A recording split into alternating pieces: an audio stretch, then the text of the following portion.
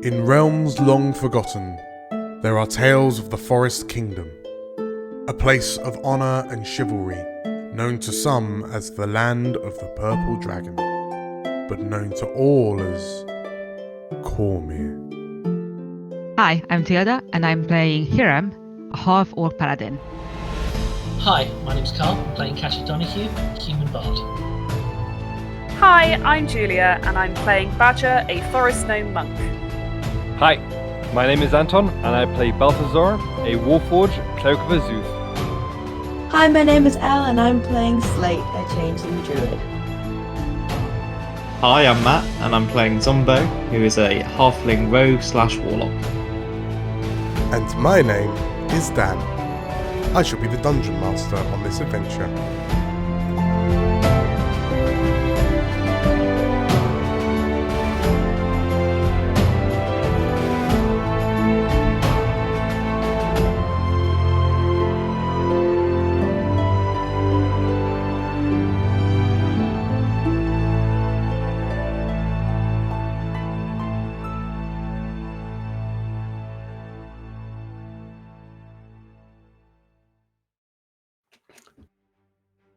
Good evening, everyone, and happy new year. Welcome back to the start of level 9 in the Cormyr Echoes of War campaign. How are you all doing?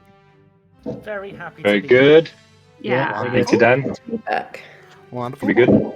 Well, we've been off for a couple of weeks, so I know that you are ready and waiting. You are raring. You are chomping at the bit to begin again. So let's just spring into it, shall we?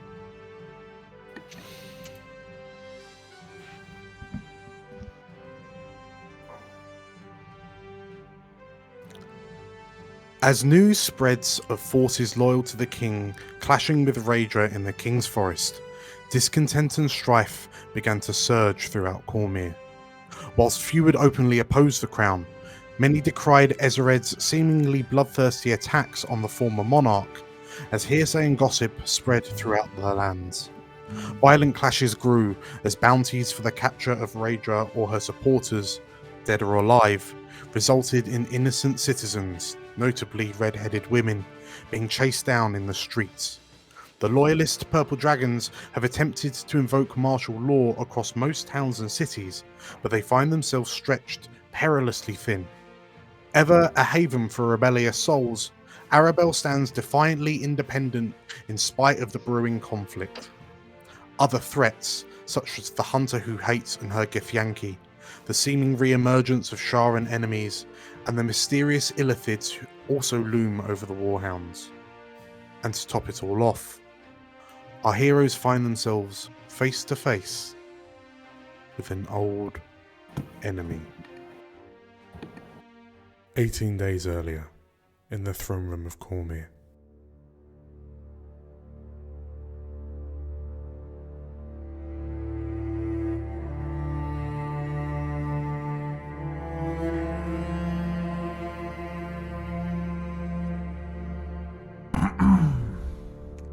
Your lords and ladies, I present to you Coronel Ilsevel Mirta of Zemberholm. Accompanying her, delegates from the Order of the Elemental Arbor. Your lords and ladies, please rise for your highness, Queen Raedra Oberskier. Thank you for joining us on this somber occasion, Your Grace. It has been too long since we have spoken face to face, and it pains me that we must speak under such circumstances. Yes, Your Highness. These are testing times for both our nations. Long has the relationship between Cormanthor and Cormyr provided security and opportunity to blossom for both of our nations. In times of peace and war, we have worked together as allies for the betterment of all. That we stand on the edge of a knife teetering to and fro towards conflict, pains me to my very soul. Semberholm recognizes the importance of Cormyr's noble houses and the power of her military, purple dragons and war wizards both. We have all experienced hardships from outside forces who have sought to control us in recent times. And although our cultures and customs differ greatly, and sometimes we misconstrue the actions of one another, we have enough common ground to fight to see the things we hold most dear to us to flourish. I would ask that Cormyr and Cormanthor place aside their anger incurred by recent transgressions and come together and stand as one again. Well said, Your Grace. In response, I wish to speak frankly. Of course, Your Highness. You come into my throne room, offering words of partnership, cooperation, and unity when agents of Semberholm run riot in my borders, attempting to tear down all that the good folk of Cormyr have built.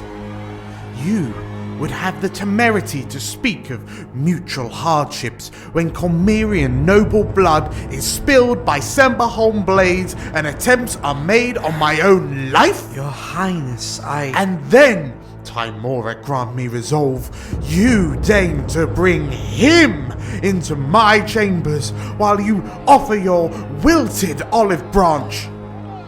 I dare say I expected much more subtlety from you, Ilsevel Miritar of Semberholm. Order! Order! Silence from the floor! Order! I see that you remain ever the fearless warrior, Your Highness, even if you have traded your sword for a crown. I have heard tales of deceit and subterfuge born of Semberholm from Cormyrian lips in my short time here. I have seen the way the citizens of this city look upon us as bloodthirsty warmongers. Whilst I am not one to blindly trust in the judgment of those who would consider me an enemy, I am willing to attempt to unravel the barbed pines which drag us ever closer to a catastrophic dance of violence. Semberholm will investigate these accusations which Cormyr have laid at my feet to see if they are fact or fiction. But I urge you to understand that vengeance for the burning of Elfmound beneath the ancient boughs of Hullock will still be visited upon those who perpetrated such a vile act against my nation. As for my guardian, I trust his moral and dutiful integrity implicitly, as I have done for years past and will do for years future. We have several accounts of the assassin of Lord Emarask wearing the distinctive garb of your coronal guard. I will not skills seek and forgiveness ability for to not denote him believing as in one your of your own. fanciful Our tales wizards of are common more than folk happy who've to investigate never the issue stepped outside further of the with the borders cooperation of of this your nation. guardian. My After coronal all, guard if has his never moral once and faltered in dutiful his mission integrity is to so protect both pristine, the he coronal clearly and has the nothing to empire fear of to listen to the Cormyr. words of this I will not allow you to take him as an unlawful prisoner to do with his duties.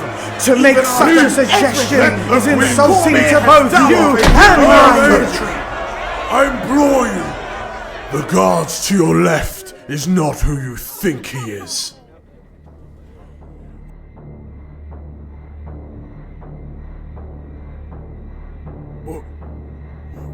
What is the meaning of this? Your Grace, this is yet another Cormyrian deception. You know that deep down they are a poison, a blight on these lands. They deserve nothing less than eradication. Gabriel, Who are you? Now. Incarcerate and assume! Raedra! What is the meaning of this? Release us! Gabriel, I've been informed of your knack of slipping away from a confrontation like a coward.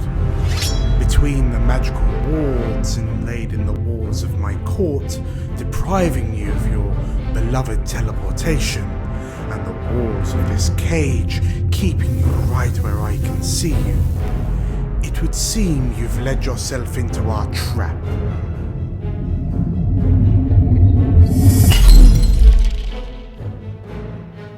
What? How? Interesting. For all of your bravado, it would seem you can't escape your fate either, Raedra.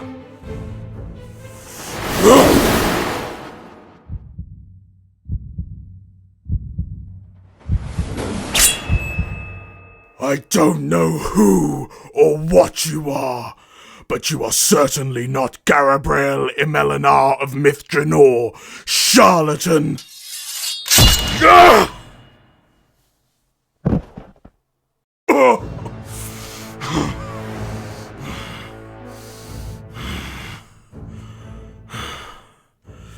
You are nothing.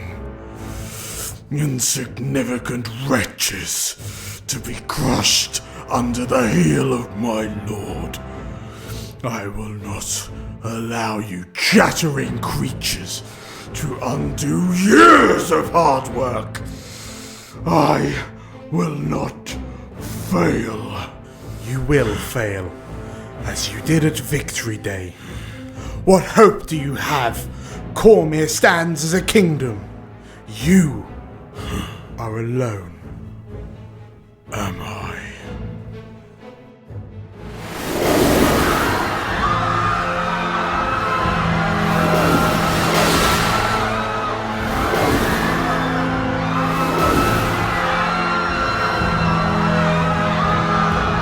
Come! Let us finish this.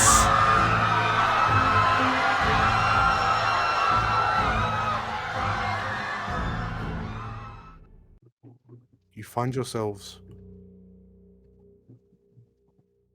with breath caught in your throats as you look at the male elf stood behind the imposing form of the silver dragonborn Viraxis. And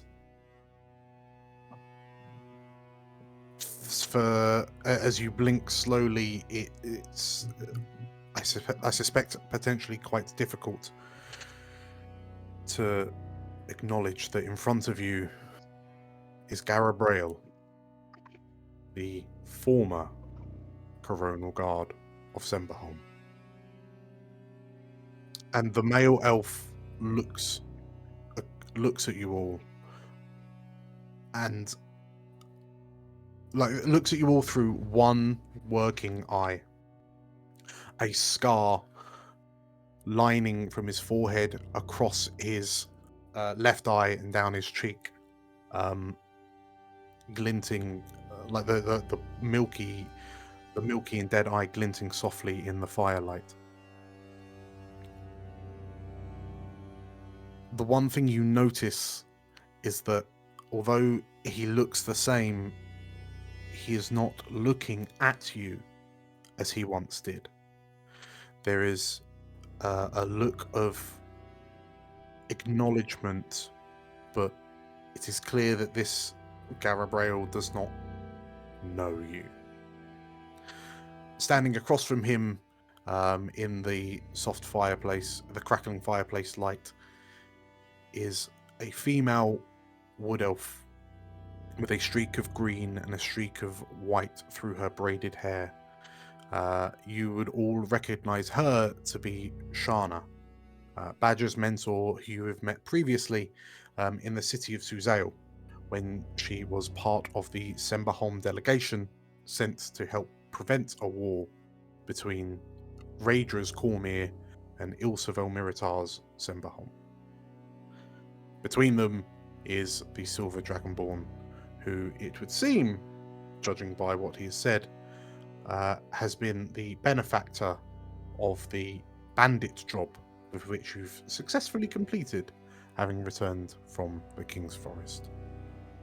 In front of the Dragonborn is a table upon which sits a black chest that is open.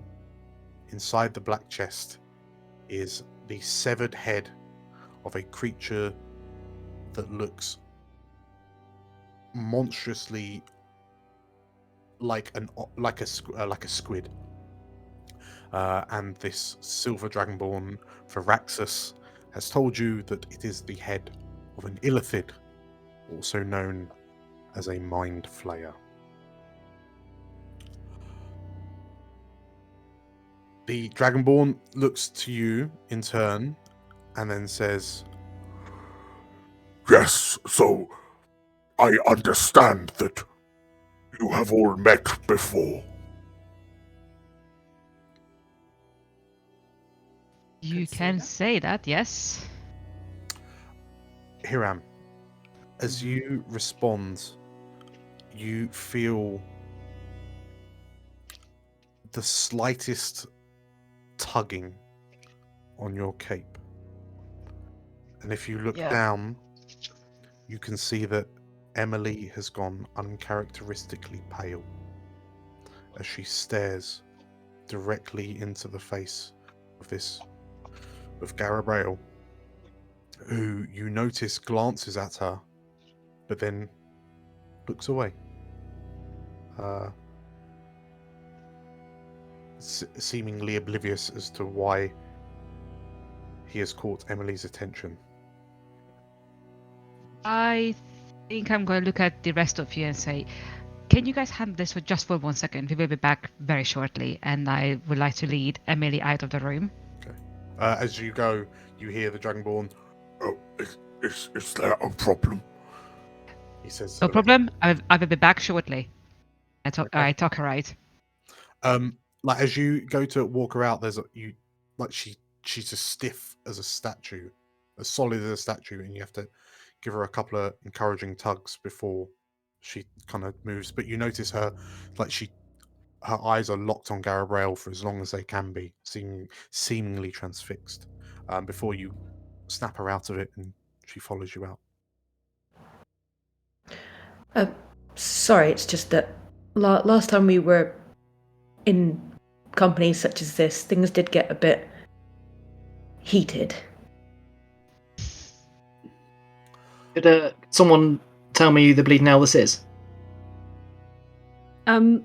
Badger's gonna step forward slightly and say, I don't think most of us have met, except you and I did once, didn't we, Garabrael? In the palace. Garabrael looks to you and... Yes. You're the gnome that I met in the palace of Suzail. You were with... And he thinks, you were with a war wizard. That's right, Robert DeVasco. It was Magnus's peculiar old for you to be walking around that late an hour. Yes, that conversation we had is making a lot more sense now, actually. But it was quite confusing at the time. You see, we thought you were the other Garabrael, and as I'm speaking, I'm realizing there's quite a lot that you could probably help us unpack here. Garabrael takes a deep breath and... If this were any other day, I would assume that you were talking nonsense, but It would seem that there has been quite a peculiar journey for the Warhounds up until this point. I mean, you're aware there was an imposter Garabrail, right? We saw you fight him in the throne room. You defended the Queen. His eyes narrow. Yes, I am acutely aware. And as he says that, an ember from the fire reflects across his dead eye. Yes. Yes, so sorry about that. That looks quite nasty.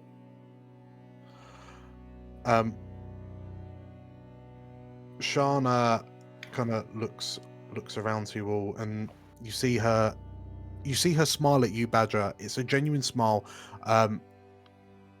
She also looks towards what flavor slate is slate today?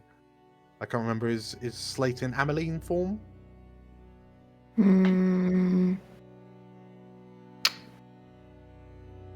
I would say probably Rufus form. Rufus. Okay. In which case, Shana looks to Badger, Katya, Hiram's left. Just the two of you, actually. Then, and there's a smile. Katya, you see that there's a smile of acknowledgement and remembrance of memory, and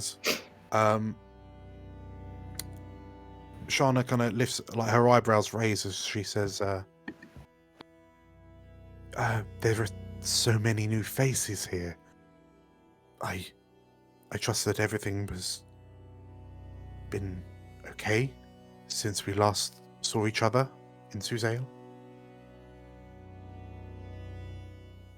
Sort of joined the Loyalists, and we had to recruit for a replacement, and we ended up with two. Magnus, the dour fellow. Yes. Yes. Yeah, I see. Well, the monk looks to you, Balthazar, and you, Zumbo, and she bows at the waist, and gives you does a little kind of gesture with her hands where it looks like she's cupping a circle with her tips to palms, and as she stands up and regards the two of you, my name is Shana. I am part of the... And she stops. I am part of the Elemental Arbor. I was once Badger's mentor. It is good to meet you. You find yourselves in good company amongst the Warhounds. Likewise, it's good to meet you too, I guess. Although the circumstances are a bit strange. Yeah. She nods. Hiram, you're outside. You can hear light conversation going on the other side of the door as you step out. Are you leaving the door ever so slightly ajar, or are you closing the door on your way out? I think I'm going to leave it ajar because I am planning on going back as soon as we can because, it's important. Yes. Okay. In which case, as you step out into the hallway, Emily looks... It's kind of scary, actually, because she looks catatonic. I am going to kneel in front of her and just grab her shoulders and say, it's not him. I know he looks like him, but I need you to remember this. This is not him. You are still safe. Emily's breaths are extremely light and shallow as you say this.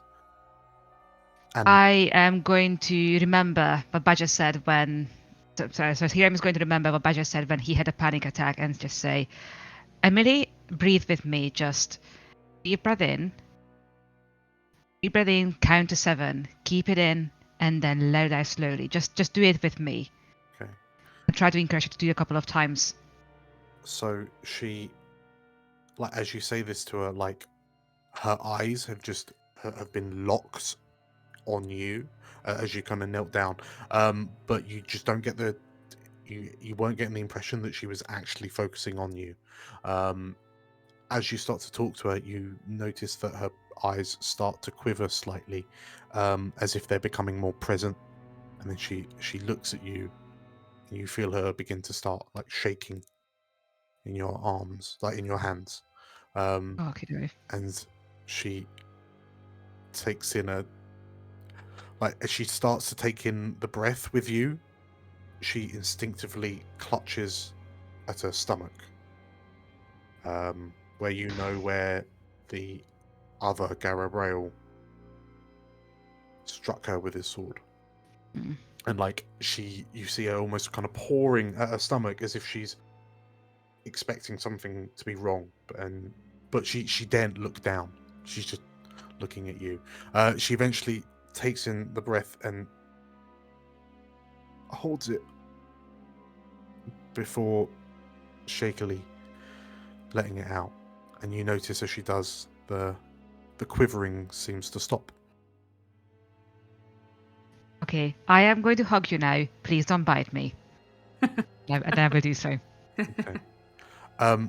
As you hug her, you feel her instinctively tense, and then she just relaxes into it. I'm sorry. I wish this was not. I wish this was not happening. And like as you hold her head kind of at the side by your ear, you hear her whisper, It's his eyes. I just remember the eyes." I know. Listen, let's find a way around this. What do you think would help? Would not looking at him help? Do you want to stay out here? She kind of pulls herself away from you a little bit, primarily just so she can kind of look you in the face. And like you see her kind of bite down on her back teeth slightly, and she shakes her head, her little pigtails flop around a bit. And she looks up to you and says, "No, I'm going to go back in. I'm going to face him." And she looks at you dead in the eyes. "Because that's what you would do." Oh, kiddo. Okay, but the second you don't feel well, let me know. You don't have to stay. Okay? She nods, and "I think I know how I can deal with this," she says. And she kind of nods to herself. Please don't shoot him. I know it's tempting, and it is tempting. I give you that. But this is not the one that caused all that trouble. Okay. She looks to you, and she kind of reaches over her shoulder, unclasps her crossbow, hands you the crossbow. Okay. Thank you for being responsible. And like you see her kind of take a deep breath and stand up straight. You can tell from the way she's holding herself that she's really struggling, but she's effectively doing her best to put on a brave face. Okay. Last chance. Are you sure? And she nods. Okay, I'm gonna give a little fist. Like, we can beat this trauma, can't we? And yes, we can. And she reaches out and grabs your fist with her hand. Okay, yeah, we will practice that. Okay. And then we go back inside. Okay. So the rest of you hear the door open behind you. The door swing kind of open again. You hear like the heavy footfalls of Hiram coming in, like his feet reverberating on the wooden floor. And you all watch as like Emily walks in, takes a deep, like does a big puff, like puffs her chest out, and then you watch as she walks over to Garabrail, and in the blink of an eye brings her leg back and BAM! Kicks him square in the shin. And I should have been more specific, guys. and you hear like Shana's eyes fly open, the Dragonborn, and Garibald as he teeses over, because no matter how hardened a warrior you are, an unexpected kick to the shins will write you off. And Emily stands there, watches Garibald teeter over a bit, and then as he stands up, looks to her, and there's this flaring anger in his eyes. She purses her lips and says, "I'm Emily," she says, and then with her still with her chest puffed out, she turns and sort of like walks back alongside you, Hiram, and then just you notice she stood ever so slightly more behind you than she might be normally. As Emily's walking back, Rufus will just kind of flash a little like thumbs up, like "Great job, kiddo," kind of thing. Garabrail slowly kind of raises up, holding his knee, as he kind of rubs it ever so slightly, and you see him going to his face says he wants to pick up on this, but he decides to. He just clears his throat, stands upright, tries to palm it off. Yeah. The Dragonborn blinks a few times and that was somewhat unexpected, but yes, we do not have an incredible amount of time, but I'm sure you may have some questions for myself or my companion, so perhaps you would like to ask them now. Yeah, I got a question for the Shana, was it? Yes, says the wood elf. Yeah, Zombo, sorry. I spent a fair amount of time in various arbours, and I ain't ever heard of the elemental one. Whereabouts is it? Very good, very good. I don't know if you've got inspiration. So what? Let's pour you all out.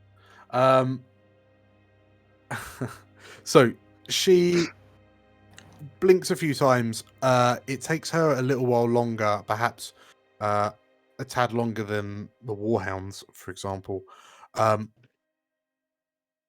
And she begins explaining to you the location of the Order of the Elemental Arbor in the treetops of Simberholm. And it's when she catches a look from Badger that she stops and realizes that there's been some gross miscommunication here. Because she notes at one point that martial arts with a wooden leg. Now that is impressive. She mentions before realizing that you are definitely not a monk. And she ends by saying, "Well, truth be told, I would quite enjoy being back in Semberholm presently, but it would seem that my attention is required elsewhere," she says, looking at you, Badger. Yes. What are you doing here, Shana? The last time I saw you, you were accompanying the coronal. Yes. To say that being part of that delegation was testing would be an understatement. The Elemental Arbor were picked specifically for their strict adherence to neutrality, in the matters of elves and men. But nothing could have prepared me for what transpired within the Cormyrian throne that day. It was enough to make me realize that I found my neutrality somewhat stifling. I had hoped that everything that happened within the throne room would have been the end of this period of aggression within Cormyr, but it would seem that you and the Warhounds have been able to dig just that little bit deeper and find some more dilemmas to solve. Kind of just fall into these things and uncover them. Don't give us too much credit. I'm beginning to appreciate the truth of that statement, Miss Donahue, yes. Put simply, Badger, I'm here because I'm worried about you. Me? The Arbor doesn't know I'm here. What?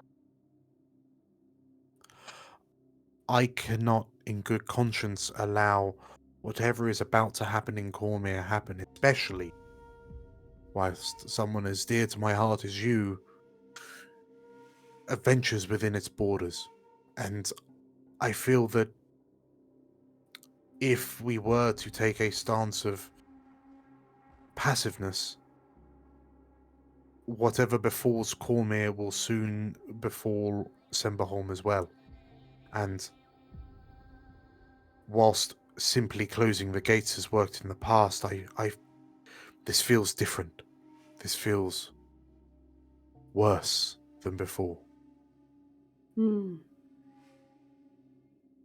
Well, There is a hysteria that seems to spread through these lands, and a malice, a spiritual poison, and I wish to do what I can to help you all. so what is your agenda? And Badger looks at all three, the Silver Dragonborn and Garabrael as well, when she says that. What is it you seek to achieve here? The Dragonborn, As I previously said, I wish to root out this menace. I am part of a small yet influential order of paladins known as the Golden Chain.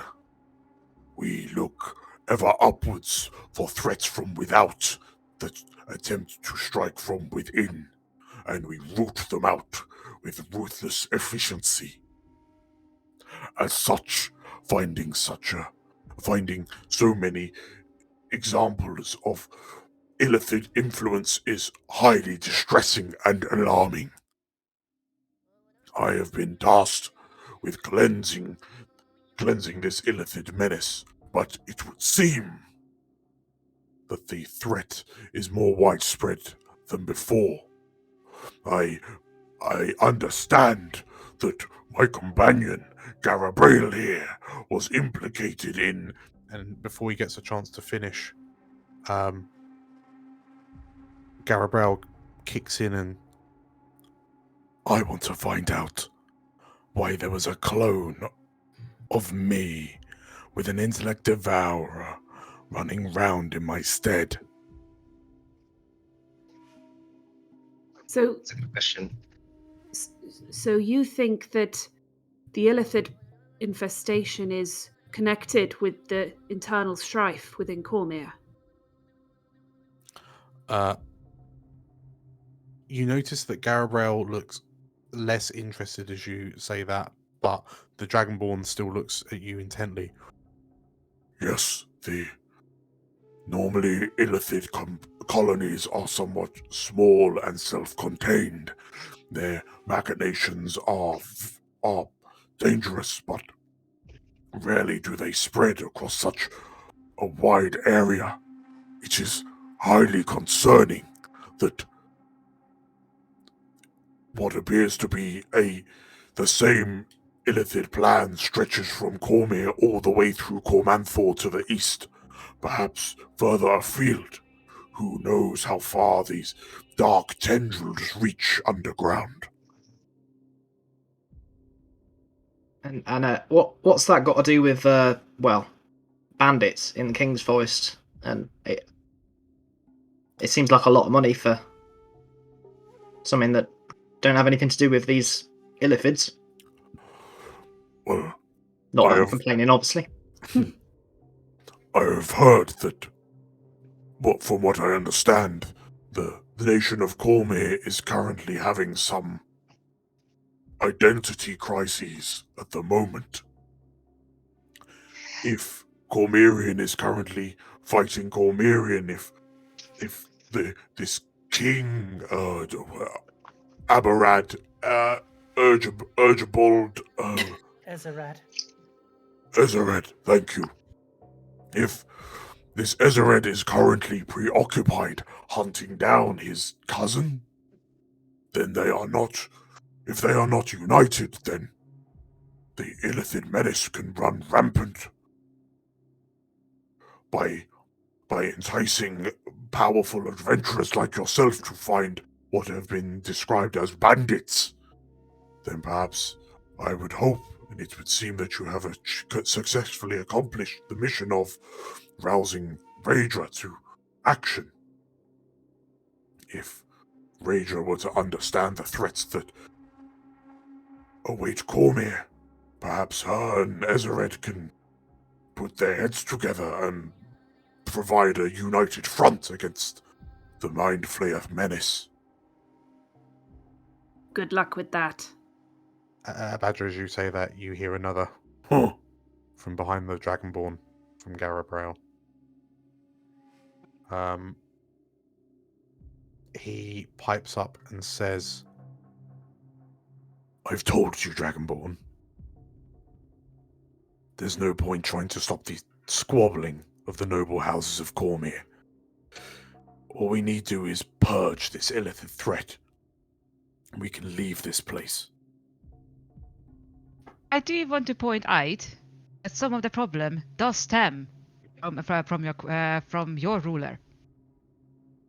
This situation didn't just create itself just by Cormyrian problems. It is the majority of it, yes. But it was your queen giving us an ultimatum that forced our hand. You hear the leather of Garabrail's glove tightening across the pommel of his sword. He relaxes and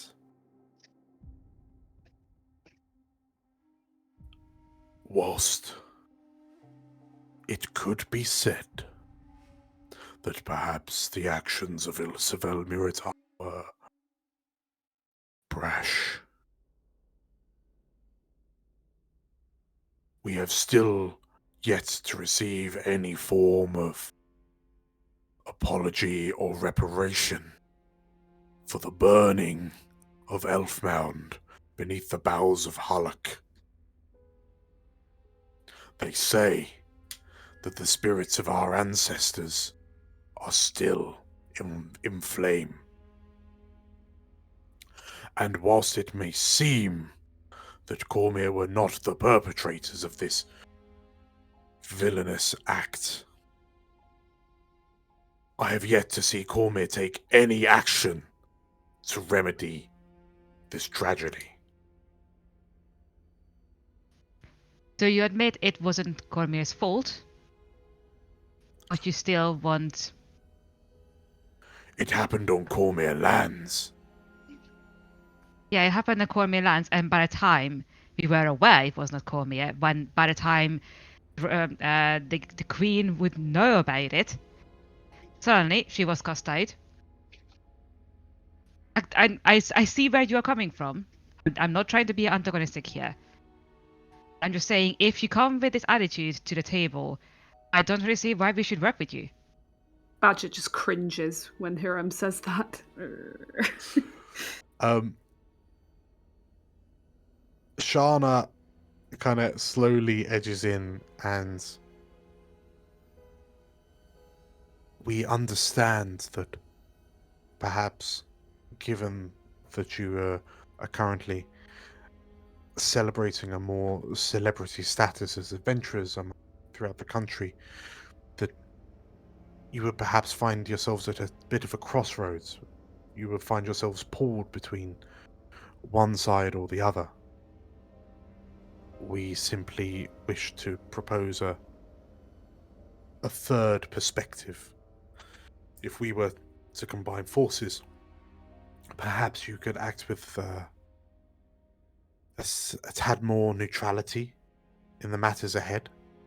You wouldn't have to necessarily declare for Raedra or for Ezered, although I could appreciate it would be somewhat difficult if someone asks why you're working with supposed enemies of the state. If I may, might already be a bit too late for that. We were quite actively seen assisting Raedra in the battle. If you remember, Katya, that old man fell off that cart. Yes. There was also other incidents that happened. Who knows what happened at that keep, Katya? There was a lot of smoke, a lot of dragons flying around. No one can really say who was on whose side, surely.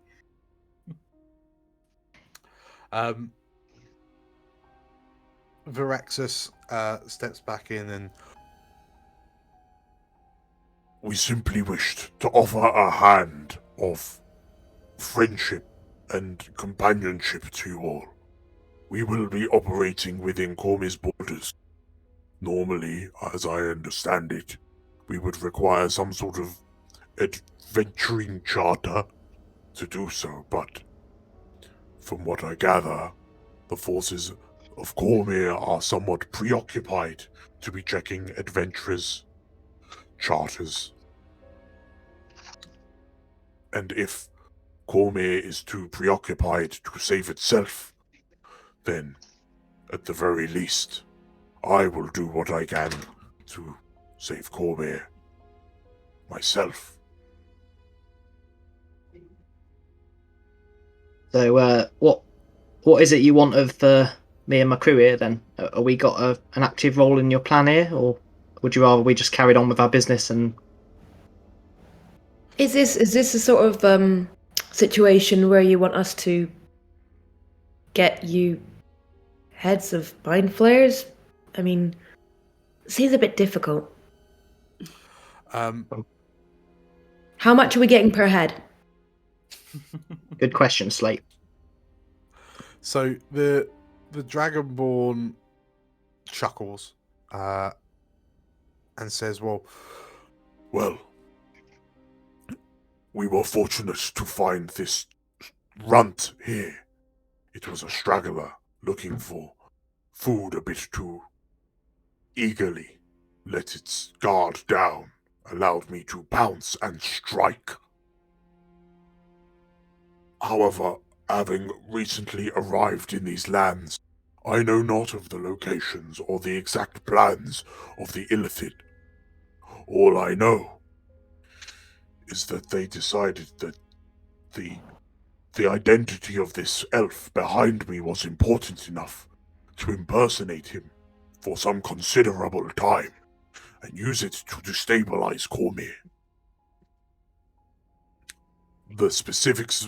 The further specifics, I do not know. But I suppose all I would ask of you is that you continue doing what it is you're doing. If you were perhaps investigating this matter as this crisis as a matter of urgency, perhaps you would be willing to share your information with us, so we may aid you in stomping out the Mind Flayers. Earlier you mentioned dragon riding people. Correct. Can you describe them to me? Yes. Scary. Yes. Yes, They- scary. Thank you, Balthazar. Catcher. Mostly scary. They were green elves. They had no noses, and the dragons were red. Excellent description. Very, very splotchy as well. I think they have kind of dark spots. The Dragonborn looks to you, Rufus. You were about to say something? Yes, I was going to say they were riding the dragons. I see. It's true. Yeah. Yeah, they got a friend of ours as well. An elf like you. Bit vacant looking. Nice lady. The Dragonborn closes his eyes and lets out a deep breath.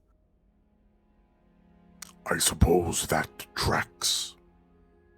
The Githyanki are ancient enemies of the Illithid. They are pirates who roam the astral seas aboard great ships that sail across the Sea of Stars. They pose their leader, Vlarkith, the Lich Queen, once signed a pact with Tiamat, my sire's sister. And from that pact born an alliance between Githyanki and Red Dragon. The only thing that stops Githyanki from raiding innocent settlements is if they are on the hunt for mind flayers. If they have been drawn here, you can almost guarantee that the Illithid are not far away. In fact, I would take this almost as confirmation of the mind flayer's presence within Cormyr. Could you go back to the bit you said about ships floating on the astral sea? Was it? Would it help if we were to take one of those? You have methods of transporting to the astral plane? I don't know. How odd can it be? Garabrel closes his eyes and lets out a sigh from behind the Dragonborn. Balthazar, you probably know. Yeah, I can make an Arcana check. That would pan out. Let's go. I don't know for some reason then I can't actually see the map. I just get some weird. Yeah. I can't. Where's my character sheet? How does this work? Tell you what, I can. Is it an Arcana check you're rolling? Yeah. Hold on, we're getting there. Arcana +4, normal. Oh yes, let's go. Holy moly! 24, Balth- baby. Balthazar studied this stuff. Um. Bedtime reading. Okay, so yeah, with a 24, blimey. So you know that yeah, the astral sea is a plane of existence that effectively it's the space between realms in a grand sense of scheme. So the idea is when you look up at the night sky, and you can see the stars, that is fundamentally that is very basically that's the astral sea. Some refer to the astral sea as space, simply because it is the expanse between here and there. So yeah, the Githyanki supposedly sail the astral sea, and by the sounds of it, they have access to planar travel. They sail aboard star-faring ships. And as you kind of put those two and twos together, it dawns on you that the large silhouette that appeared over Fort Lymera a few days ago was perhaps the underside of one of these large astral vessels. Well, I guess I'll just make mention of that to the party. But yes, sorry, and it's not simply like you have to, like it's teleportation to get you to the astral plane. So unfortunately for Zumbo, you won't be able to get a ship and then tie lots of balloons to it and end up in the astral sea. Don't give me problems. He's not worried about any of that. His eyes are just like bulging out of there. It looks like he's been told it's Christmas, twice over. Yeah, so You can be a pirate in space. You can sail a ship without a speck of water in sight. This is like the best news he's ever heard. Out of character, I would love to be a space pirate. Yeah. So, Rufus just jumps in again. So, are we supposed to be on the side of the Githyanki then?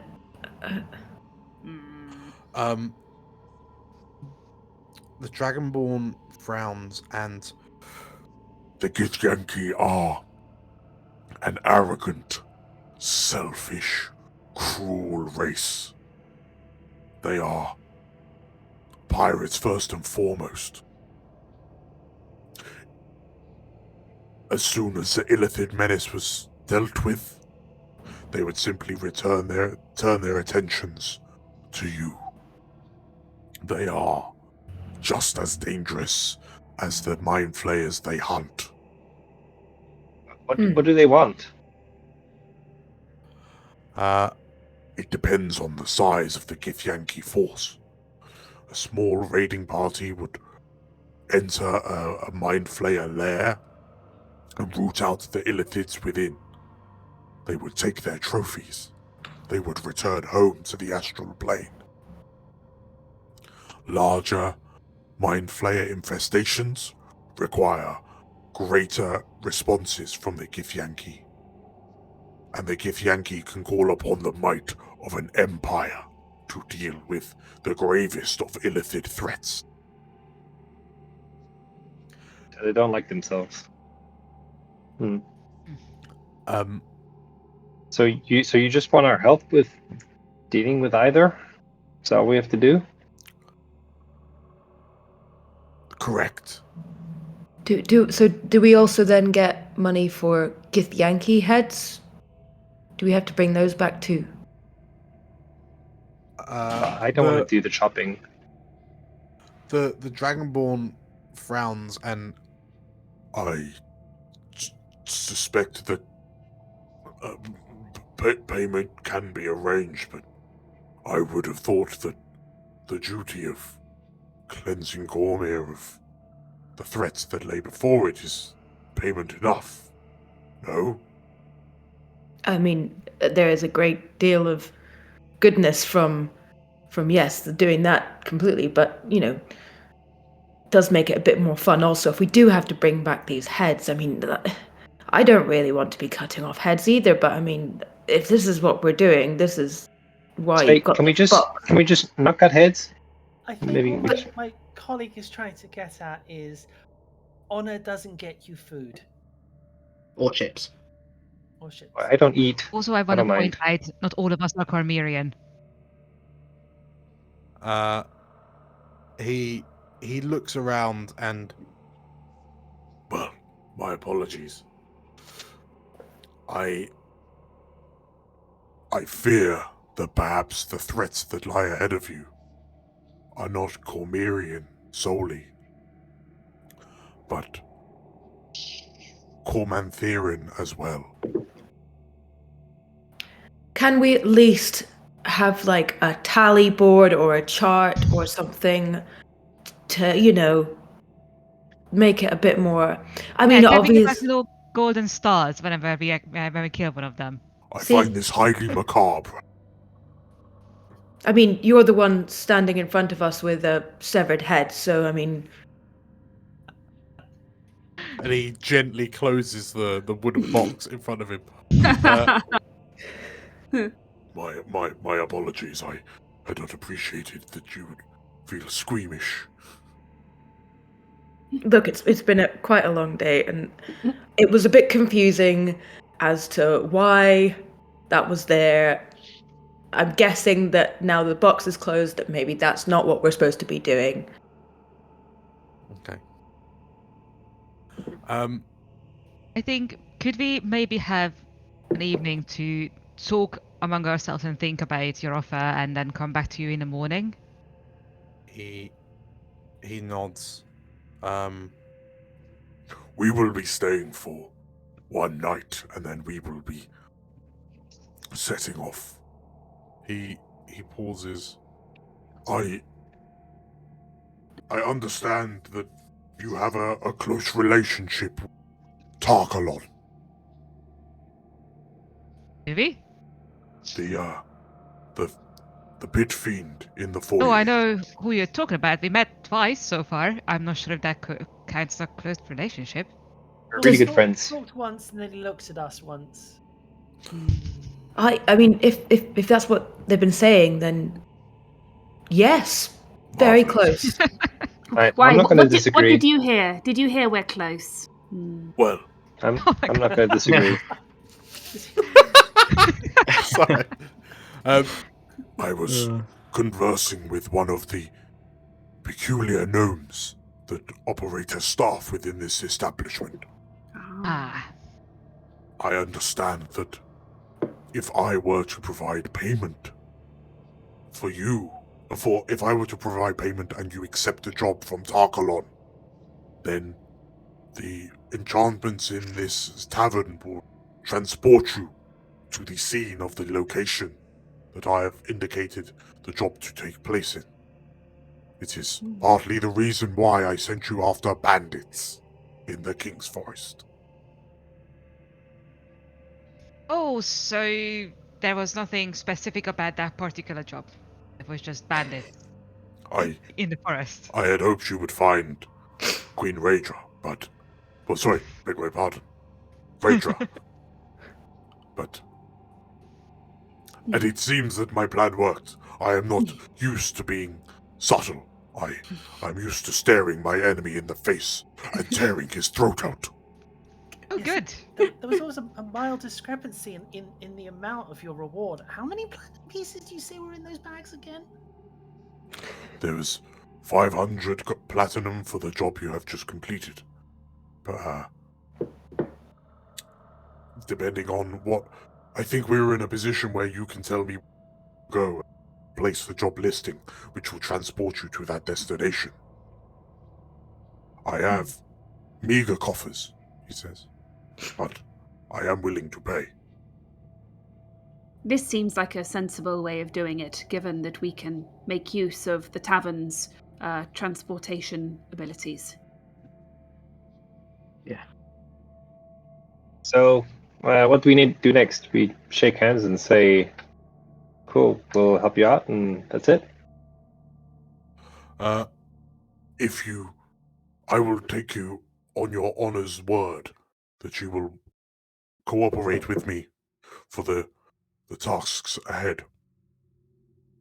Simply, if you wish to employ my services, simply tell me where you would like to investigate the Illithid menace, and I will post a job to Tarkalon that will allow you to transport there. Do we have to know the place by name, or can we just describe it in... I understand that I have to be given a specific place name. The more specific you are, hopefully the closer you will be when you arrive. I think I know It is a where. peculiar enchantment. It seems to teleport you to other taverns. Almost like a countrywide fast travel. I think I know where we'd need to go. Yes? I think Wayloon may be the first port of call we might need to go Yes. down. Yes, that's the only named lead we have at the moment, isn't it? Garabrail frowns and... The prison city. What lies within Welloon? Well, but we don't know. We haven't been there yet. Some connection to Shar, maybe. That's it. He frowns and I grow tired of these conversations. If you're planning on going to Walloon, I'm coming with you. Oh. There will be no discussion on the matter. I will accept we either I we go with kind you of- or I accept a job instead of But there's a very thorough recruitment process you have to go through. Like Yeah. we don't normally accept everyone. Like Zumbar and I had to do it. You have to do it as well. The interview was pretty grueling, mate. Not sure you'd Yes, get if you're not joining, you'll have to accept a consultant's rate, I'm afraid. And also, Unpaid intern. Intern, yes. we have to know that you're going to be cool enough to ride. Now, you seem great, but Like, can you be cool though? can you hang? I would try an eye patch. I mean, black goes with everything. The other you was decidedly uncool. And the other you got kind of, used to keep his face on show quite a bit. You're kind of well known now. Garabel just Can looks you get at a me. fake nose? There is like this sword mage is looking at you incredulously. Just I struggle to believe that you managed to best me in combat, he says. It was a struggle, believe me. He stands upright. It is settled. When you leave for Walloon, I will accompany. Settled? As an intern. Okay. Did we settle that? He did. The Dragonborn grins. Marvelous. Well, I will not place the job posting until the morning. Are you in agreement that you are wishing to head to Walloon? Sure. Yes. Yeah. Haven't been there. Just one question. You where were you lot planning to head? In your, if you said you didn't know where the Illithid were, what was going to be your first move? Well, this place stands. It is somewhat of a tavern between dimensions. It is an extra-planar hub that connects many realms. One place. There are many travelers. There are many whispers and rumors which travel over the tankards and drinks that flow within these magical walls. I was hoping to find some rumors or some information from some of the patrons. I must confess I find this sort of research tedious, but I am assured by Shana that it would be best. It would be wisest if I have a better idea of what I'm looking for before I. So I'm going to turn around to the group and go. So they're going to go off to a super cool tavern and have a great time while we go to the prison city, and that's cool. Yes, I always admire direct action when it comes to a plan. I commend you on your forward thinking and your motivation. Is it not possible for you and Gabriel to swap places? He looks like the kind of person who can definitely get information out of people. The Dragonborn and Shana both look at Garabrail, who's like he's turned his back to you. He's getting things ready. He's put, he's drawn his sword and he's just sort of like wiping some dust off the blade. And the two of them look back to you and just shake their heads. And Shana pipes in. Garabrail has ever been an in-your-face problem solver. Goody. Do you include a clause in the contract that he has to do what we say? The contracts are purely for payment. They are not binding of the soul, unfortunately. Mm. Oh god. I'll ask Sarkalon, but I'm not confident.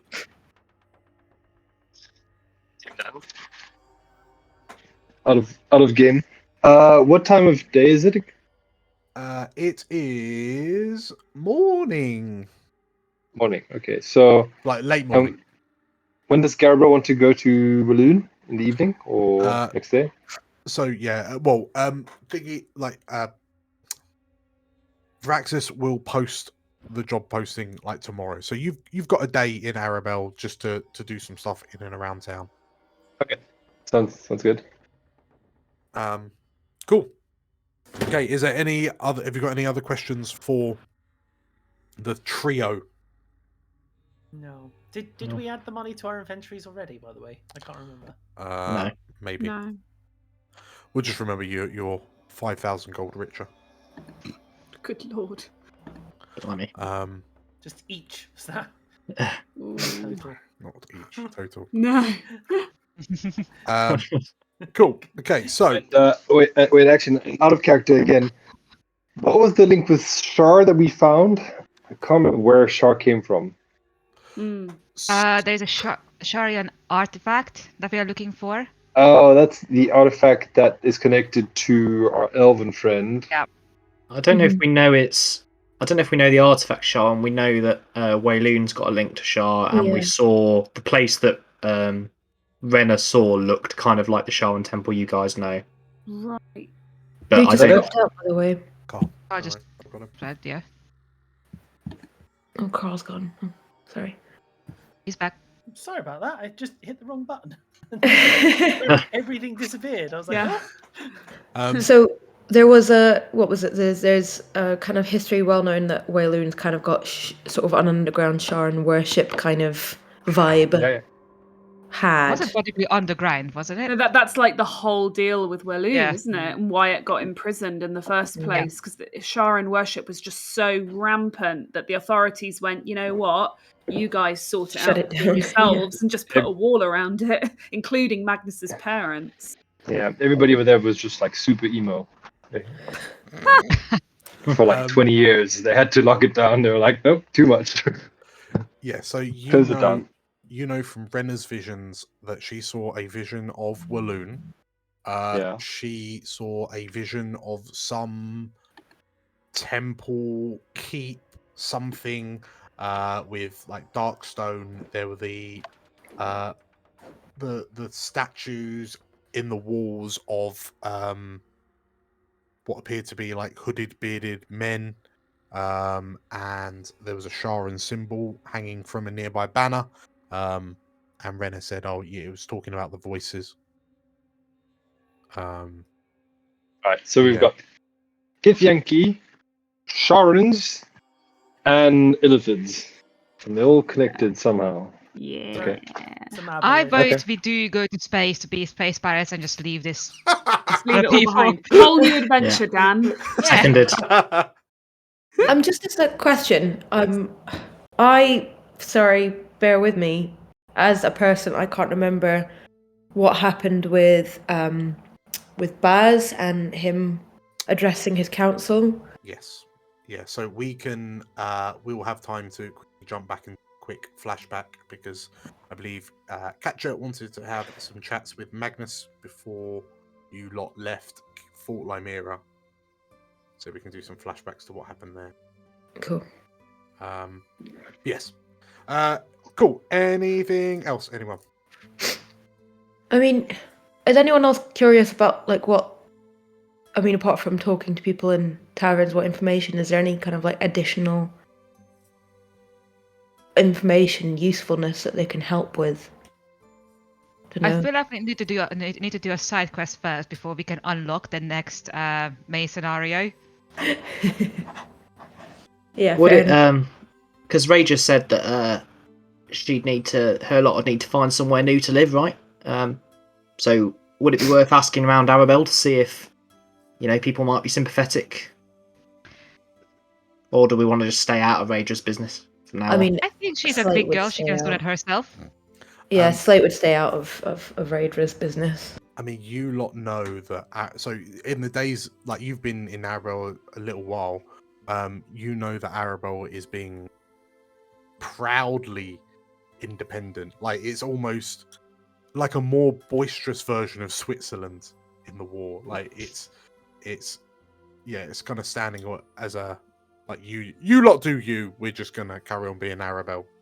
Bear in mind, Arabelle as a city has seceded from the nation of Cormyr like 4 times. No. Yeah, so It's quite interesting, given obviously that's kind of where Raider was almost like vaporized or deoxidized or whatever as well. So I mean, I don't know if it's the sort of place you want to spend much of your time. But yes. Okay, so yeah, I mean, you could speak around asking for Raidra. I know that Katya wants to think back on a conversation she had a few days ago. Zumbo, I believe that your leather coat is slightly patchy and messy, needs dry cleaning. Yeah. Some of you want to go shopping. Mm-hmm. 1,000 gold in our pockets. 1,000 gold in your pockets. And Badger perhaps has a telling off to deliver. A bollocking, if you will. What was the name of the order that the Dragonborn was part of? The Golden Chain. How do you spell the Dragonborn's name again? Varaxus. So Varaxxus. Varaxus. He's a gold Dragonborn? Silver Dragonborn. Silver, okay. Okay. Those of you with high nature or high wisdom would know to be the paladins of the Dragonborn world. Okay. Sounds good. Well, I guess we say cheers to them and see you tomorrow. Okay. Is there any kind of guarantee? There's no danger of anyone else taking this. I will address this job specifically for the attention of Warhounds and Garabrael and Melina. As we all agreed. Although it would be hilarious if someone tried to take it. Another war base. You get there is the war dogs. Yeah. Just got it. Oops. It's Gimbal and Co. Cool. Gimbal's the new leader of the war dogs. Oh, hey, we should visit Gimbal. we should visit Gimbal. He's in Arabelle, right? He is. Oh god. Should we? Anybody needs to send a message to Raidra or Magnus or their parents? Just go ahead. Right. So, with the negotiations and discussions complete, Varaxxus shows you to the door, so you may busy yourselves around Arabelle for the rest of the day, in preparation for the job posting tomorrow morning. Marvelous. In which case, as you let yourselves out of the small, quaint little room, you find yourselves in a corridor that stretches left or right. You can hear noise and bustle from either ends, and as you begin to work your way through the corridors of the World Serpent's Inn, you find yourselves back in the main foyer, the main drinking section.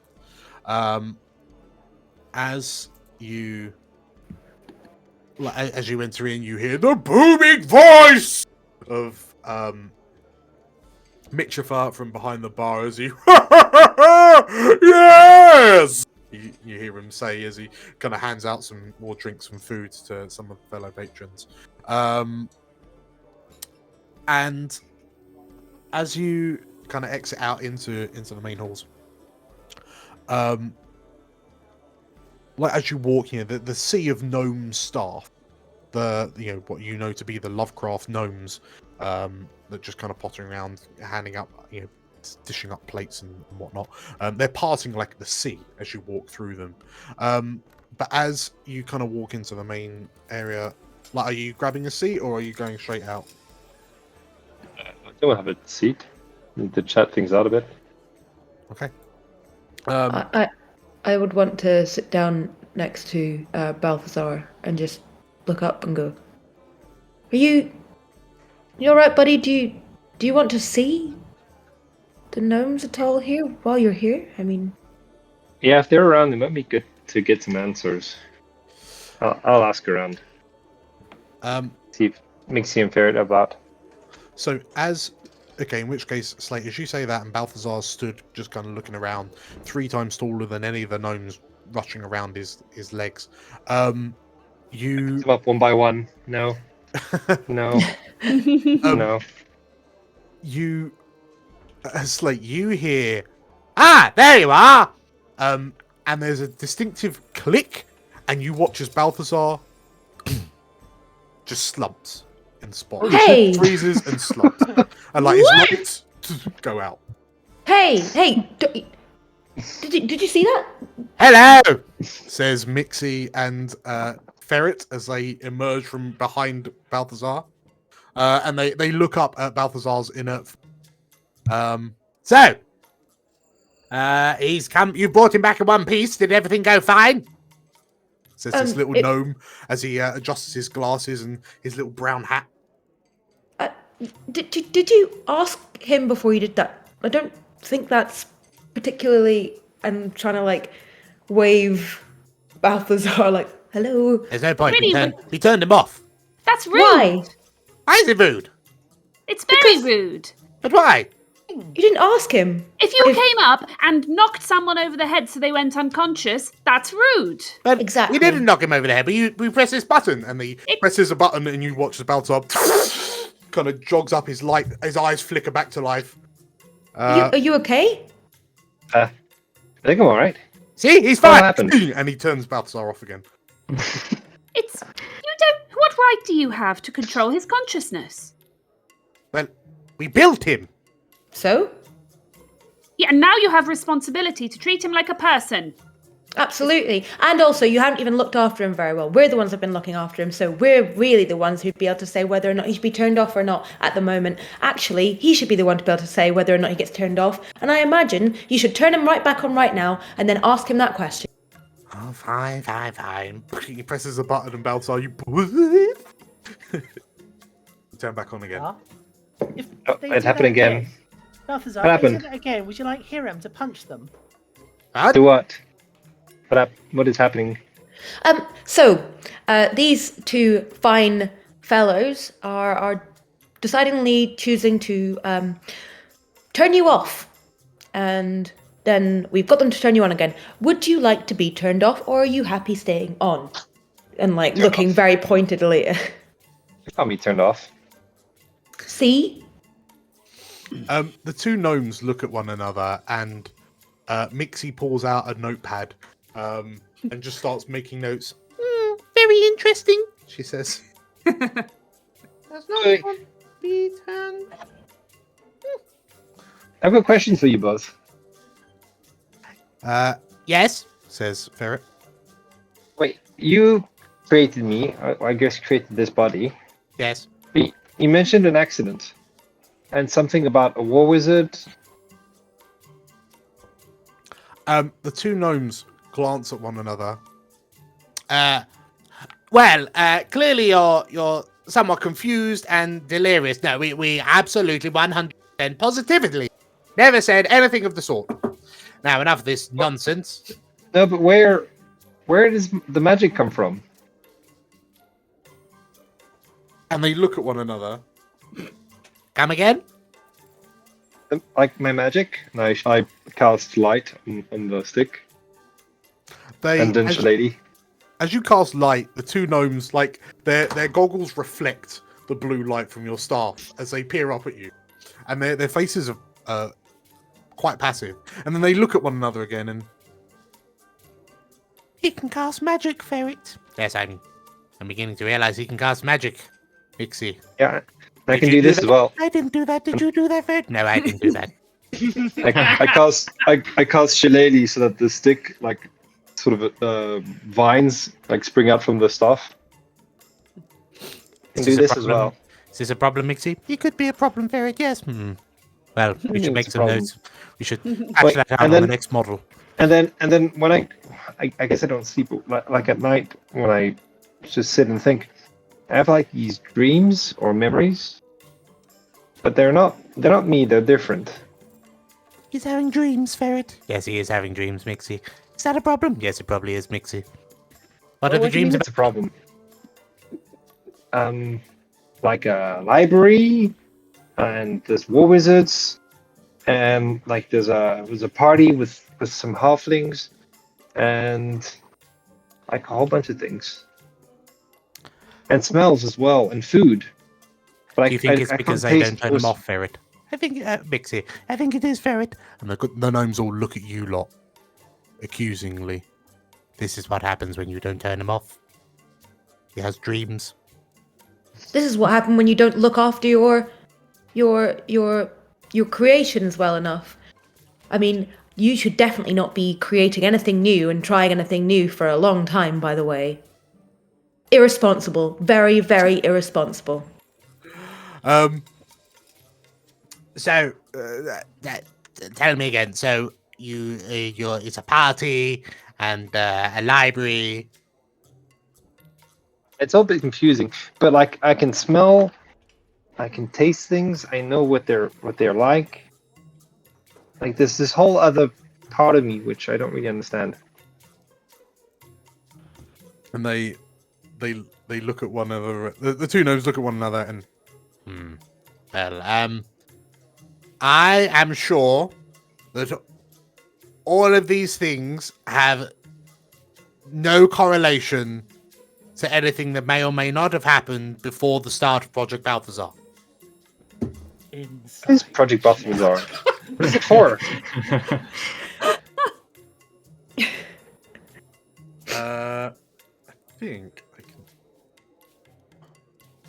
Yes, I can. Cool.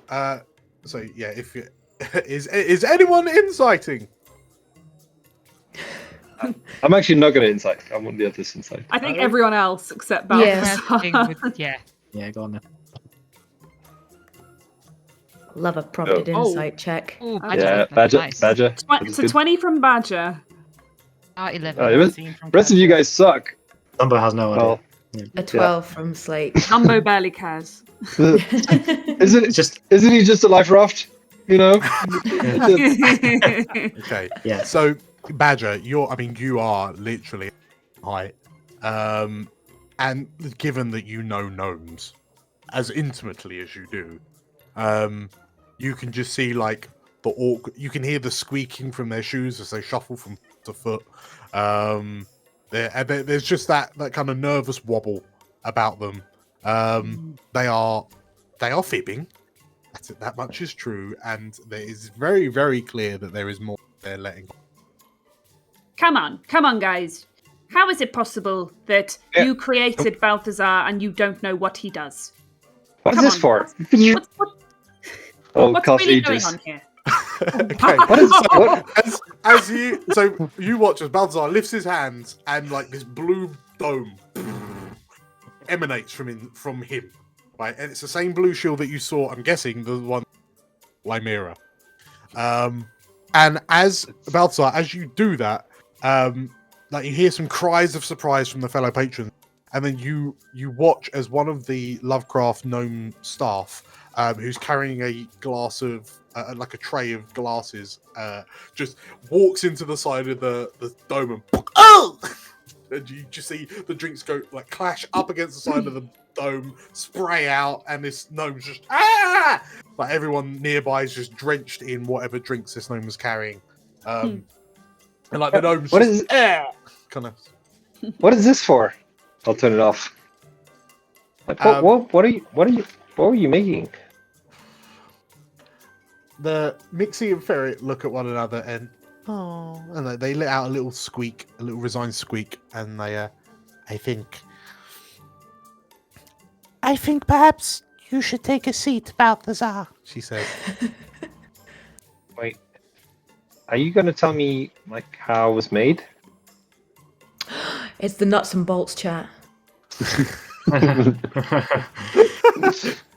Balthazar sits down and looks down at these two gnomes. When a mummy On gnome the- and a daddy gnome love each other very much. They feel the robot. They make a Balthazar. And Mixie sits there and she lifts up her goggles to look at you, and she's got these bright, like pink eyes, like her irises are a kind of bright pink. And as she looks at you, and she's got this almost like pitiful look on her face, and she goes to lift your hand up a little bit, just to move your hand, and she just doesn't go anywhere. So she just rests her hands on top of yours. Now, she says from behind her hands, let me tell you about a teeny little experiment to create a doomsday device called Project Implacable. And as she says that, we will grab a 10-minute break. Oh my gosh. Ew. Nice. Amazing. I will see you in 10. Yeah, 10. 10. Hi, it's Julia. Hey, now you're here. Why not subscribe? It's really easy and it'll make your life better. 100% satisfaction guaranteed. That's actually not guaranteed. Welcome back, everybody. Hello. Hello. Okay, so we return to the Warhounds in the main drinking hall of the World Serpents Inn. You have sat down with Ferret and Mixie, the two gnomes from Lovecraft, and having found out that they have a button that can turn Balthazar off, you've also discovered. Well, sorry, it's also just been revealed to Balthazar by Mixie that he is a weapon of mass destruction, courtesy of Project Implacable. And a good boy. So yeah, as Mixie says that, Project Implacable, the two gnomes just grin at you, like ear to ear, and Ferret stands up and, well, now we've dealt with that, and that's all sorted. We can carry on with our days. Wait. What is Implacable? Like, who? Why did you make me?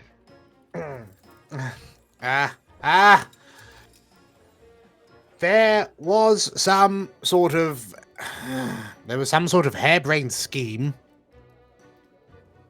within the War Wizards of Cormyr that perhaps they'd been keeping a close eye on places like Lantern and all of the marvels that were coming out of that little island. All gnomish, I'm sure. Gnomish inventions, for definitely part of why they're so successful. But yes, they were keeping an eye on them, and they wanted a bit of the pie, so to speak. So they wanted to devise a Cormyrian soldier who could efficiently and quickly end any sort of conflict before it really kind of got started, you know? Through egregious brute force. Oh, they got that right. They'll raise his staff and shield. Don't want to mess with me. Yes, but because when they realized that it was a bloody terrible idea, they canned the whole thing. Oh, what do you mean it was a bad idea? Well, I guess. I mean, Yeah, maybe it was. He looks you up and down. Yes. So, you know, I suppose that we could almost. Well, I mean, you're somewhere between a mixture of like a hobby project and a favor. A favor to who? The two gnomes look at one another.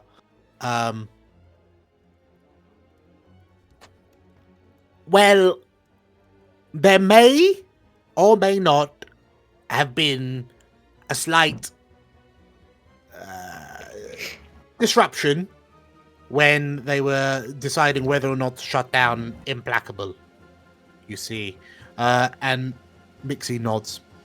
There was an explosion. Right, I remember that. That's when, well, after I guess I woke up.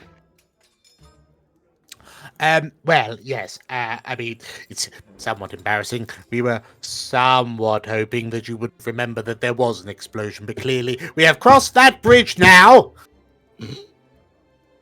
And we will do our very best to walk with you on this path of enlightenment. So yes, there was a small explosion, but clearly you're fine. So no harm done.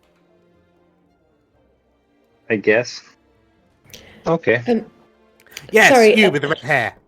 Yes, I don't mean to interrupt, but what kind of damage was caused to Balthazar during the explosion? They look at Balthazar, and then they look back to you, and Mixie leans forward and... Now, let me let you in on a little secret. Okay. Balthazar wasn't born like this. No. No. No. And she looks a little sheepish. There was a disagreement between the war wizards. It would seem that some thought it was a great idea, and some thought it was less than a great idea. And they came to blows. We believe there was some sort of explosion. We know there was an explosion. We saw it. But, I mean, we wasn't expecting to find much left. The explosion literally blew the roof off. And as far as we were concerned, all hands were lost in the explosion. It was such a shame. So, Are you saying wizards died during the explosion?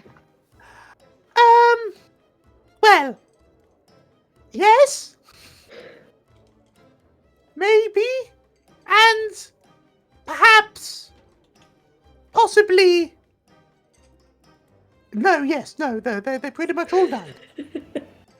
I ain't no expert on, the science you do hickeys you're making, but they either died or they didn't, right? Well, I always find that the boundary between life and death is somewhat of a mutable thing, you know? You could be both alive and dead, or dead and alive, and This No, modern straight from one- Canaan's displace a beast. Exactly! It's either they were alive or dead. Exactly! I mean, you could be alive, or you could be dead, or you could be a zombie. They straddle somewhere between. so Balthazar's a zombie? Well, no, he's a good boy. And there's a Yeah. Clang, clang, clang. and she slaps him on the So, chest. so what was he before? Was he the roof? Wait, is this connected to my dreams?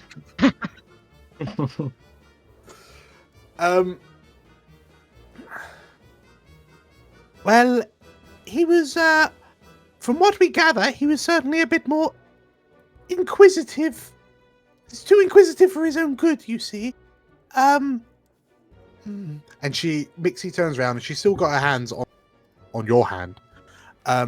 Now, this may be a difficult pill to swallow, Balthazar, but you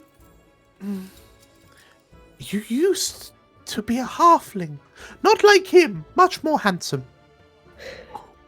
Wait, I was a halfling? Well, yes. We were worried that you would find it disorientating being 3 times the size than when we first met you. Knew I liked your lifeboat. Wait, is that why I've got those memories of the halfling village? That's why. It makes sense. And then And then the archives with the war wizards. Oh, you remember that too, do you? Yeah, I had a dream about it, or memory about it. Oh, that's awkward. Why is it awkward? Oh, well. Wait, where's my body? The two gnomes look at you and Wait, this isn't mine. Now, Balthazar, you have to understand that I made Balthazar looks under the table just in case it's there. Where did you put it? I made a very, very concerted effort to sweep up what was left of your original body. There came a point when I realized it was just a futile exercise, so we just kind of swept it out with the rest of the debris. You have to understand that I tried very hard. I was going at it for a good 10 to 15 minutes. But there was nothing to be done about it. Someone opened a window, it left the breeze in, there was dust flying everywhere. It was a travesty, Balthazar. Wait, what was it? Like an arm, a finger, or was it just dust? It was all of you, Balthazar. It was basically all of you. Wait, get me back. Go and get the dust back. That's arguably somewhat harder to do than you might anticipate it is. But look at you. You're fantastic. You're a strapping young robot. And you can float. Guess. No, he can't. He's got far too much heavy machinery. Oh. Oh, what? That was the only thing I had going for me. I mean, he'd have to swim quite hard to keep himself So buoyant. he can't float, you said? Yeah. Why would you think? Look, have you seen how much armor's on him? He weighs as much as a purple dragon armory. Can I have another job on the boat? We'll find you something else, Balthazar. Don't worry about it. He sinks quite well. He could be the anchor. Oh. See, Badger, that is why you are bosun. That kind of thinking. I don't think we should make him the anchor, though. Maybe if to just make it more make you more sail-proof, we could put some like sort of tar or something on you. Oh. I mean, this is all by the by because we're not space pirates yet, are we? I think in space we don't even need to have the. There's no I feel need like to. we're getting off topic. So, if I understand, there was an explosion. Project Implacable was commissioned by the War Wizards. Then they got cold feet. There was an explosion. Some War Wizards. Wait, how many War Wizards died? Some War Wizards died, including me. Although I'm not dead.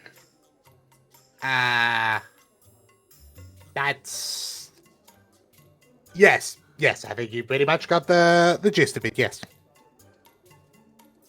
However, as we can see, given that you are alive and well, every of a lining. I guess so. Marvelous. Okay, I'm just gonna think on this for a while. Arguably, if I were you, I wouldn't go sniffing around because, truthfully, Balthazar, you'd be well in above your head. Why? Well, I mean, the war was the wizard that commissioned it all. What's his name? What is his name? Is the son of I remember his dad's name, but I can't remember the son's name. It's Van der Hast's boy. You know who I mean, don't you, Balthazar? Anyone? You know, Van We're der gonna have to look it up. That's it. You made me look it up. The name sounds familiar. Van der Hast. I think he's a mage rotter nowadays, isn't he? That's where we know We've the met name that from. guy. Hey, we might have an inn, Balthazar. We could. Wait. So the Mage Royal commissioned Project Implacable. Well, yes. Okay. But then there was, from what I gather, there was some argument about exactly what Cormyr would use the Warforged for, and some thought that it was a bit too dangerous, and they stood against it. But yeah, there was a bit of a disagreement, and boom, no more roof. And no more Balthazar. And no more Balthazar. But more importantly, the roof. It was a very nice roof. Okay, well. There was a lot of expensive equipment in that room, I'll tell you that right now. Are you okay, Balthazar? You seem to be taking this rather well. If I found out I died and became a robot, I'd probably be losing my Neath right now. But look at him, he's fine. He hasn't even got tear ducts, so he can't cry. Yeah, I think that might be the main issue. And Well, I guess I'm still fine. I'm still me, you know? I'm missing a bit of memory. And now you know a little bit more about yourself, which is a good, And I've always wanted to be taller as well, so, you know, that's a plus. I don't float, which is a bit of a minus. I'll say. I still don't really remember much from before, so I can't really miss too much. Quick question. Yes, you. With the Just horns. With the tusks. Yes. I don't. Never mind. So, Balthazar is getting his memories back. Yeah, It's like yes. slowly but surely. And you said that could be a potential problem. Could you maybe get into detail with that? Well, what is potentially a problem is that if his memories keep coming back, he may eventually work up to the point of his atomization and the moments preceding that, which will paint a presumably quite an upsetting and violent picture of his imminent demise, as well as giving him the identities of everyone who was present in the room when everything went to the abyss in a handbasket. It's a bad thing that he remembers more than it's a bad thing for you that he remembers because he can remember the people responsible. Well, it sounds like at the moment you have plausible deniability, but if he remembers, that goes out the, pardon the pun, out the hole in the roof. I won't tell anyone. The problem with the war wizards, Balthazar, is that sometimes you don't even have to tell them.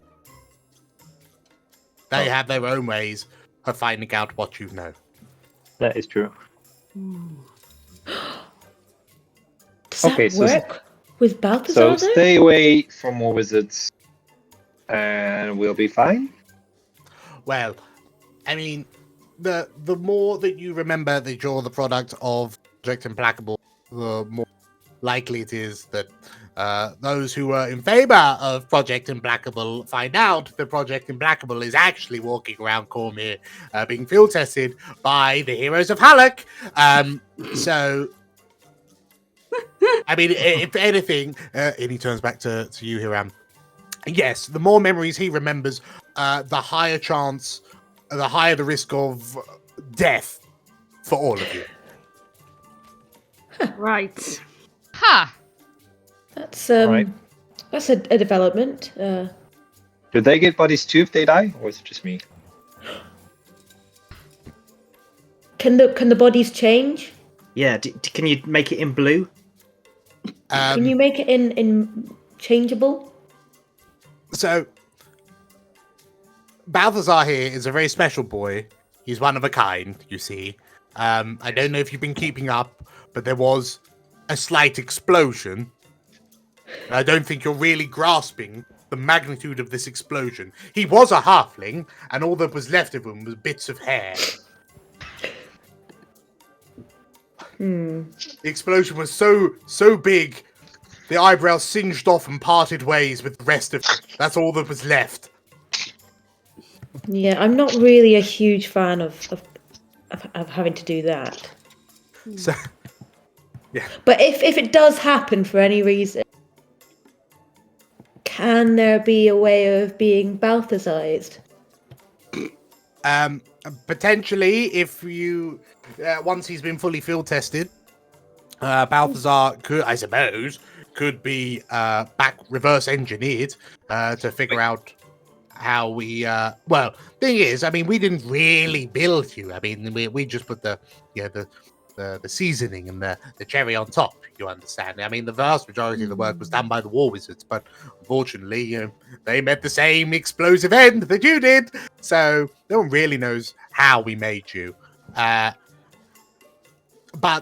I mean, the whole point of Project Implacable is that one Warforged could turn the tide of a war. So arguably, they only need one. Oh, well, I guess. Where does my magic come from? Like this. Could we cast light on the stuff? That is highly alarming. Okay. Not gonna lie, the fact that you are channeling magic through you is problematic. Maybe I had magic before. You did say he was a very special boy. Well, it seems, says Mixie as she looks up, it seems that the magic is coming through his staff. I mean, and she, can you turn your torch on? Turn the stuff on. Yes. Balthazar turns it on. And like Mixie leans up, like stands on her tiptoes, and you see her like stick her tongue out, and it looks like she's just licking like tasting it. And then she turns around and, don't worry, Ferret, it's not arcane. So you're saying it's divine? It tastes positively divine, yes. Well, that's what Axica said. Well, I mean, if you're getting it from a god, then there's absolutely nothing that could go wrong. As we all know, the gods in these realms are fair and impartial in affairs of mortals. I have some books for you to read. Right. When Okay. you go to the religious section in a bookstore, which gods do you feel most drawn to? She says. I haven't tried it yet. I think I'll give it a go. Maybe we should get out of here and I'll go visit a few temples and see which one I like. Very good. Let's hope it's not Baal or Shah. Yeah. Okay. Thank you, Ferret and Mixie. That's I don't know if I okay, should call you. Remember, you're our special boy. Bong bong. Can I just point out, I'm kind of worried that they don't seem to be concerned if it was Cyric. and I mean, he's he's all talk. He is. I guess maybe I'll see you again. Okay, well, make sure if you notice his eyes going red, if there is anything nearby to take cover behind, I would highly recommend that. The thicker, wood probably won't save you. Stone does a better job. If you can find adamantium, then that will give you your best chances of survival. You'll have approximately 6 seconds to dash if he goes into critical overload. I forgot to mention that last time, but I thought it would be bringing up now. If that's the case, can we then turn you off, Balthazar, if we see the red eyes and the possible, well, sounds like scary explosion times, maybe? I mean, from I our want to point theories. out, you Yes. have been in a lot of fights. There were like several dragons at one point. If that didn't cause an critical overload, what would? So you were fighting dragons, you say? Oh yeah, a couple. What colour were they? Red. Ooh, you got off lucky then. You should see them. No, you shouldn't. Yeah, don't actually. I feel like that's encouragement for them. Let's not give them ideas here. Anyway, I think at this point, the on-off switch is largely redundant. From our testings, we found that every time this button is pressed, it actually shortens the lifespan of a Project Implacable Warforged. So perhaps pressing it multiple times is probably not for the best. Whoopsie! Well, that was enlightening. Never mind, it's only a theory. I feel like I need a drink. And it's either character, by the way. I think as the player, I feel like I need a drink after that. We'll let you get on your merry way.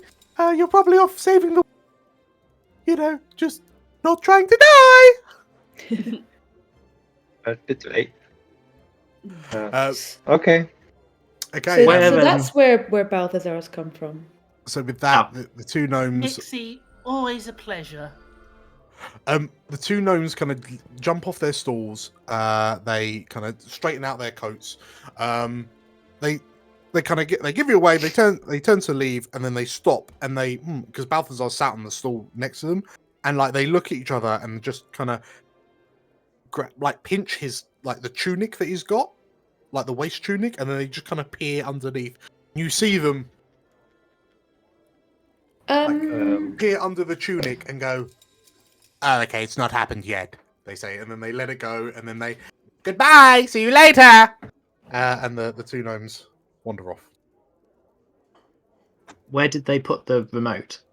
And would it have been possible to steal it? They they left it on the table. Oh, okay. Yeah, because you told them that they couldn't turn him on. Yeah, someone will just push it towards Balthazar and go, "Here you go, lad, just in case you fancy not having any more sleepless nights." How do I turn it back on? Just leave it next to you, and one of us will come and turn you on in the morning. You could get a rope, right? It's like holding maybe a candle. Yeah. Maybe Badger should have this. Okay. As Yeah. leader, I will willingly accept. Okay. I feel like I could have a drink, but that's not going to happen. Well, so you lot will have time to eat and drink. Mitrofa has some gnomes bring over your food again all around the house.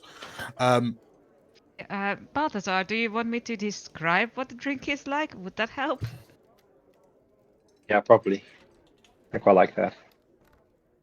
Okay, what would you like me to drink for you?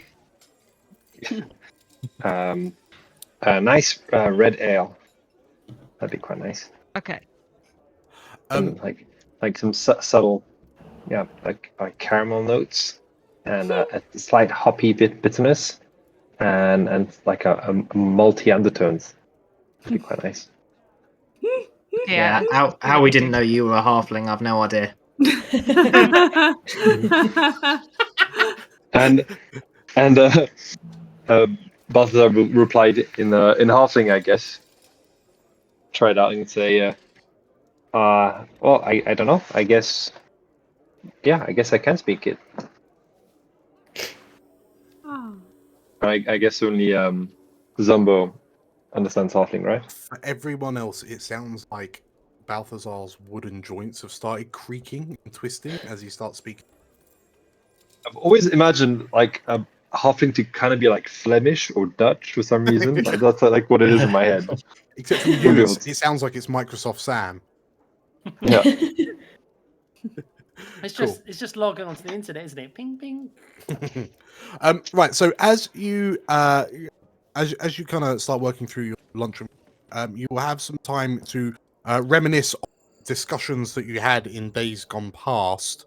And I believe that Katja firstly had a discussion about 4 days ago. So, Katja, where do you remember the conversation started? It was after the probably a sort of a short time after the assault on the fort. Maybe as they were sort of packing stuff up, because I think Magnus said he would talk to her the next day. So maybe as the Radrans were packing up for Katja approach Magnus. Okay. So, yeah, absolutely. So yeah, you remember being in the in the daylight of in the King's Forest, like in the morning, seeing the first thing that struck you is how battered Fort Lymera was. Like the stones were scorched. There was a heavy stench that lingered in the place, a stench of death. Death and pork, what smelled like pork. You know that by the time you woke up, you know that the surviving Radians had already been up for some time to move the bodies from the confrontation into the northwestern corner of the fort near the watchtower, so they could be disposed with properly, but mainly to keep them away from everyone else for the time being. And you know, you remember seeing the claw, the stonework, and large chunks of like streaks of dirt pulled up from the ground, presumably from dragon claws. And despite kind of all the horror, yeah, you remember seeing Magnus kind of where you expected him to be, just kind of getting on with it, like seemingly oblivious to the grim visages around him. She sort of approaches him and sort of just sort of. I imagine he's struggling with something. She tries to help him, but finds it too heavy, and she's like. And yeah, he turns to you and, oh, don't worry, leave that there. I'll have one of the soldiers move it. Thank you. Do you have a moment to talk? I need to ask you something. Well, I can't stop, but I can talk. Yes. Well, I was hoping.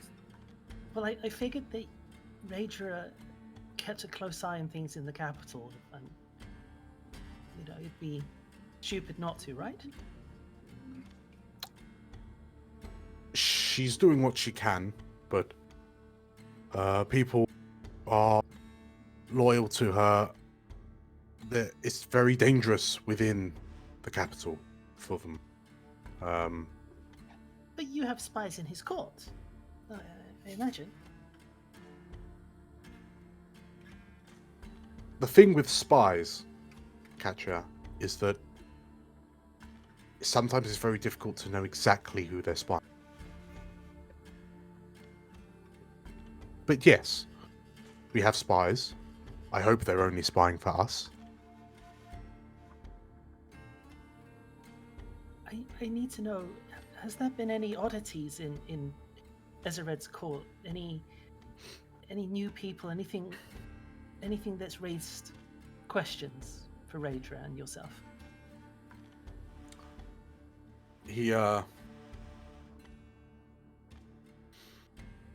Raedra says that Ezered's a lot sullen and reserved than he used to be. She tells me that he used to be a much more charismatic man, but all of his public performances have seemed somewhat almost wooden. She described it as, and there but I can only assume that it's the stress of the crown, the weight of the crown, that's making him feel a bit more under pressure than he normally would feel. But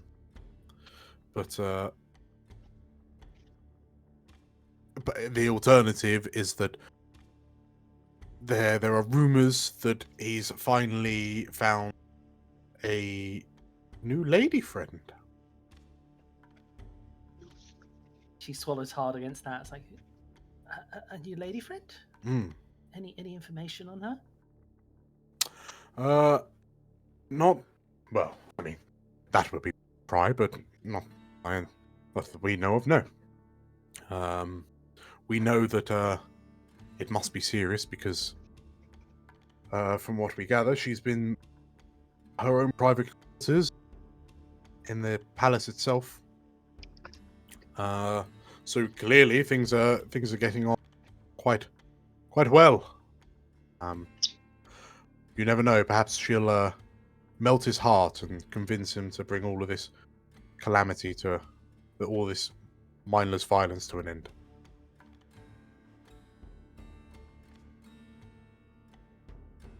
I have another question. Mhm. Are there any new advisors that have ruffled feathers in the court? I mean, the war wizards are still blathering around, doing what they do best. Anyone out of the ordinary, Magnus? Like war wizards and purple dragons are to be expected. Maybe some nobles are to be expected, but just anyone who's just not the norm. If Ezred has brought anyone else on, then I can only assume that he's meeting them behind closed doors. He's been more secret, as I say. He's seemingly been a bit more secretive than normal. Otherwise, in terms of public appearances, he's the same old Ezred, just a bit more wooden. Why? Why do you ask? It's a very specific question to ask. It's a man who claims to be an advisor to the king, and if he is, it raises a lot of questions. Well, where did you meet this man? Talking to Caven Tor down in what's the Stagstead? Well, either he thinks about it for a moment. Either that is something of that is a motive information that causes concern. He's as good as blagging his way into a royal order. Donahue. Often pissed off Harpers for to help with things that happened in my past. You remember that, Magnus? He looks at you. He's got this stern face on, but then he kind of raises an eyebrow. You realise Magnus being an arm. If what I think has happened, it was all for naught. Why? What do you mean? I fear Ursula may have gotten her claws into the royal court somehow. And now to know that Ezred has, as she sits on one of the crates, has a consort, I'm even more worried that Ursula isn't just influencing the royal courts. I'm worried she is the royal courts. Magnus tries to think if he ever met Ursula, and I don't think he did. No.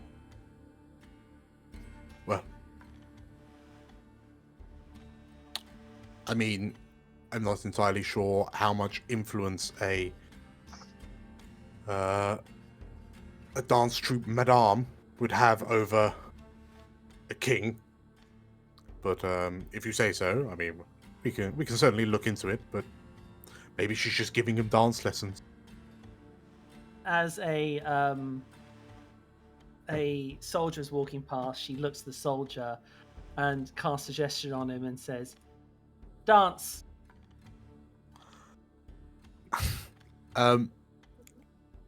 Magnus looks at you as you do it, and like his eyes flick open. But isn't that just the thing where you really good? But it's not, Magnus. It's something far, far more dangerous. And Ursula may have it as well. And Magnus bites on his tongue a few times, like chews on his tongue with his back teeth. And when did you find this out? Only a short while ago. You know the tattoo on Badger's arm? Yes. Obviously, it's a living being. Yes. Well, it recognized the power. It's a power over mind. And as we were leaving here the first time, he started recognizing that power. Magnus looks to you. You see him like his eyes kind of look up as if he's gone into his mind palace, and then like there's a look of kind of unsuredness on his face, and then he looks down to you. He looks at the soldier who's still dancing. Actually, you can stop. Okay, and then he watches the soldier stop. He looks at you, and and he sort of like he stops what he's doing. He puts his sword down. He stands up, dusts himself off. He just turns around and walks away from you. He just walks away from you. He goes around the corner, and then around the corner you hear, "Ah!" And then he walks back. Thank you for letting me know, Katja. I only realized it myself recently. You know, it explains so much of things that happened, but I can't be held accountable when I didn't understand it. Now I'm beginning to expand the things I can do.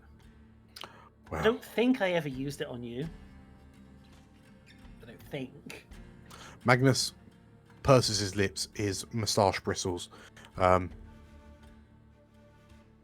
I need to speak to Raedra, he says. On that note, Yes? do not let Raedra know, Why? because she'd want to abuse the power? An eyebrow raises. And how do you propose she would do that?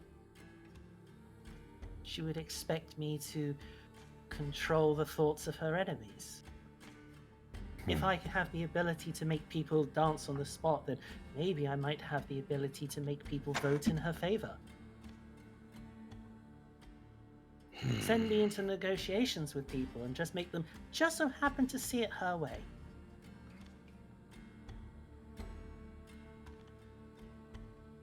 He looks at you and says, "Thank you for your cooperation."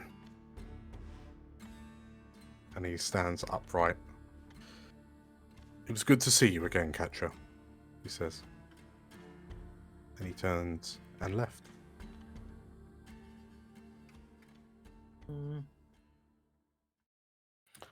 That was dope. That was a cool scene. I liked it.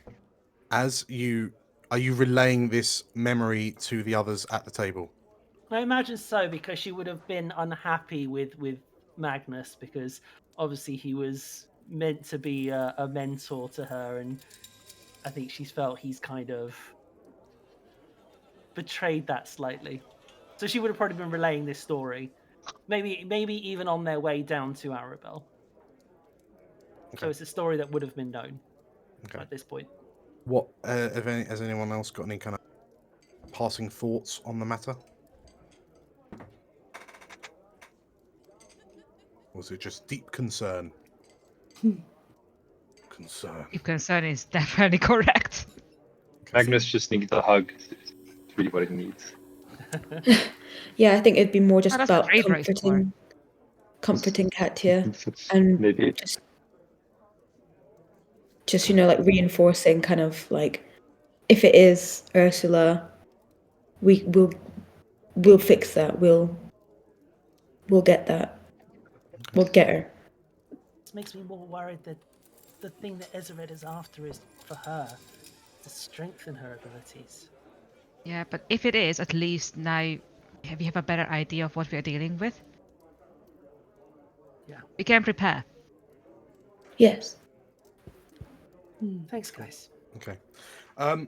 So you finish up your foods. Slate. So just to clarify, so when you were leaving Fort Lymera, the changelings did tell you that, I mean, they arrived to look for Baz, and they have now found him. Mm-hmm.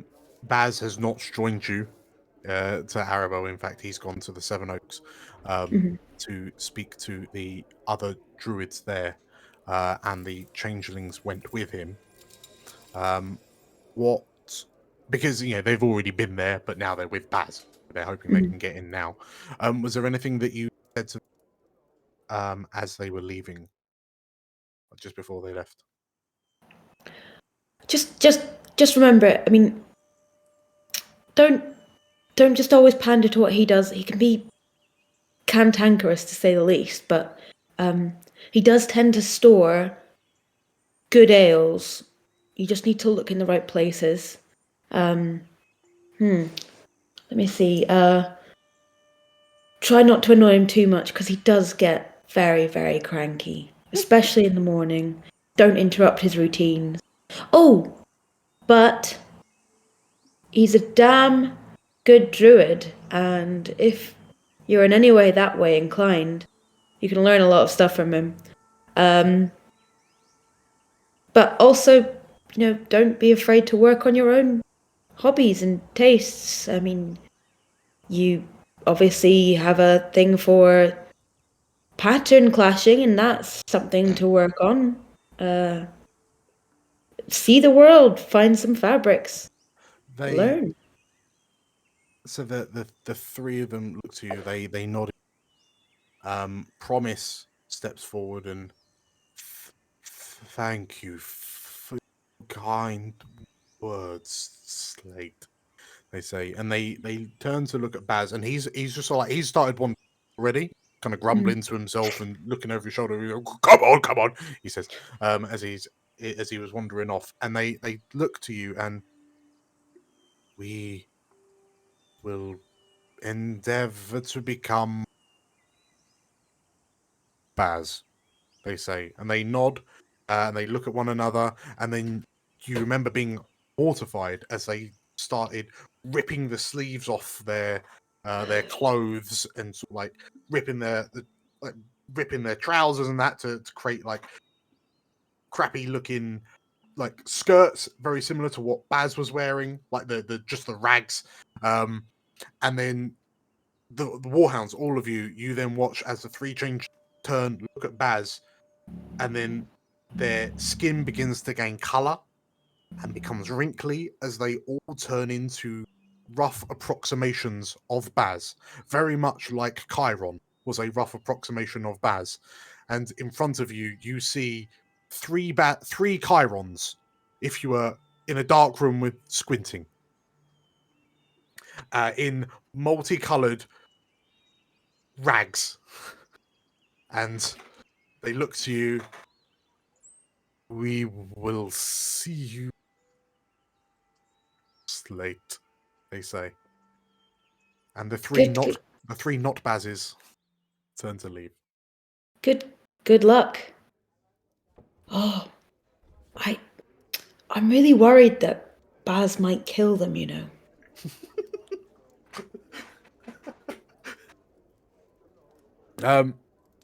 Okay, so yeah, you're on the one hand you're worried that they might die, but at least they'll die under Baz's watch. I don't know if that's okay, so you finish your meals, and it is very quickly do some shopping time. So out in the streets of Arabelle, you I'll just wait for that to load.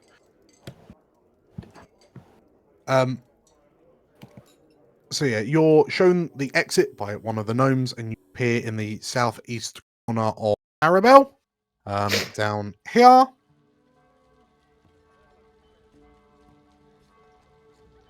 And yeah, the world is your oyster. Zumbo, you wanted to get your armor cleaned and upgraded. Yeah. So this is your first time in Arabelle, right? Yes. Okay. So yeah, you are directed to there is a trade caravan just to the which it's Hiram that points it out to you, saying that that's where Hiram got his armor, and there were all sorts of kind of traveling armor merchants who could. There was definitely a leather worker there who could patch your armor up and sturdy it. Basically, put some lining on the inside of the coat, so you keep the style, but get with the protection. Just patch the holes and rinse the dirt and blood out. Yes, pretty much. Yeah. Okay. And whilst you're there, you're very easy to find. What do you call it? Studded leather armor. In fact, I don't know if you've ever had to look at it, but in the shops, Matt, if you go to the journal entries tab in the top right, which is the open book, and then there's a section shops. Oh, and then nice. In there should be a leather worker and the cost for studded leather. So 45 gold. Oh, okay. How are we? This is probably a good point to ask how we're dividing up the gold and stuff. What? 5,000 between gold 6 pieces. Or between 6. Quick maths. So that's 835 each. We'll just round out. 835. All right. So 45 pieces for studded leather. Okay. Yeah, that sounds fine.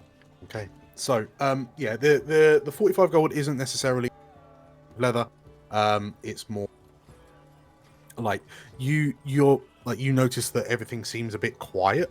But yeah, for 45 gold they will repair your coat, they'll patch it up and they'll reinforce it. Awesome. That's cool. Sorry, just to check, was it 845 each? 35. 35, okay. Yeah. Anything who else? What was that? Let's go from let's start with Elle. What would Slate like to buy? Well, Slate, am I correct in thinking I still have Moony Luna? Or did we end up... You do, yes. Okay. Then I have... I would like to ask around, I believe, if I'm looking at the map, somewhere on here there is a jewelers and gown makers. Where was it? I had it and now it's gone. The Net of Pearls. Okay, yep. Seems like the right sort of place to hawk Moony Luna. Okay. So the Net of Pearls is a particularly lavish looking. It almost looks like a bridal dress shop, as a general overview, but with decidedly more pizzazz and kind of bling. There's the ceiling is very low. It's quite well lit though, and there is a pervasive cinnamon smell in the air as you enter. As a note, as entering as Ameline for this. Ameline, absolutely. So you are at 77. So you are. They have a look and you can see that there's a dress donkeys. Was that what it's called? Like a dress on a mannequin. And you can see that it's half made. The worker behind the counter seems to be distracted somewhat, but upon seeing Moony Luna, realizes. Well, the minute I get in, I'd probably go. Okay, so you are way over here. You as Ameline. The store clerk looks up, sees you holding this massive hunk of moonstone, and like this woman takes the glasses off her nose in shock and surprise, and you've answered my prayers, she says. This beautiful specimen, how much do you want for it? I mean, I can't give you myself, but yes, I am happy to sit for portraits for you at any point to help promote your merchandise. No, darling, not you, the rock. How much for the rock? Well, Yes. Well, name your price. I'll see if I think you're a discerning and valuable tradesperson to be dealing with. This is quite a valuable and well earned. I will pay 150 gold. 150 gold. Yes.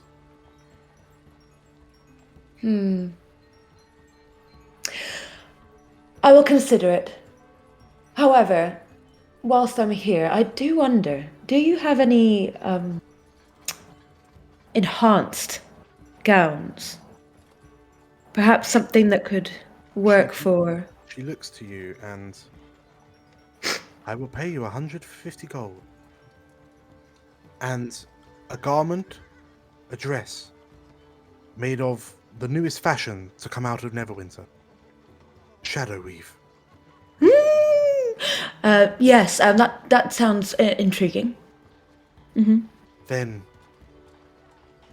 in exchange for the rock, I will pay you 150 gold and give you the ebon weave. It's said that under the right light, it can transform into any dress, fitting for any occasion. Yes, I guess in this occasion, and with the sole extent as well of developing a relationship here, I see that we are off to a good start. I will deign to provide this stone to you for the mere, the small sum of 150. Marvelous. Plus this very, very nice sounding shadow weave. I will certainly, I'll say yes on this occasion. Marvelous. A deal well done, she says. And then careful, she says as she reaches out for Muna. And as she takes it, like, you can see her face reflecting in the surface of the moonstone.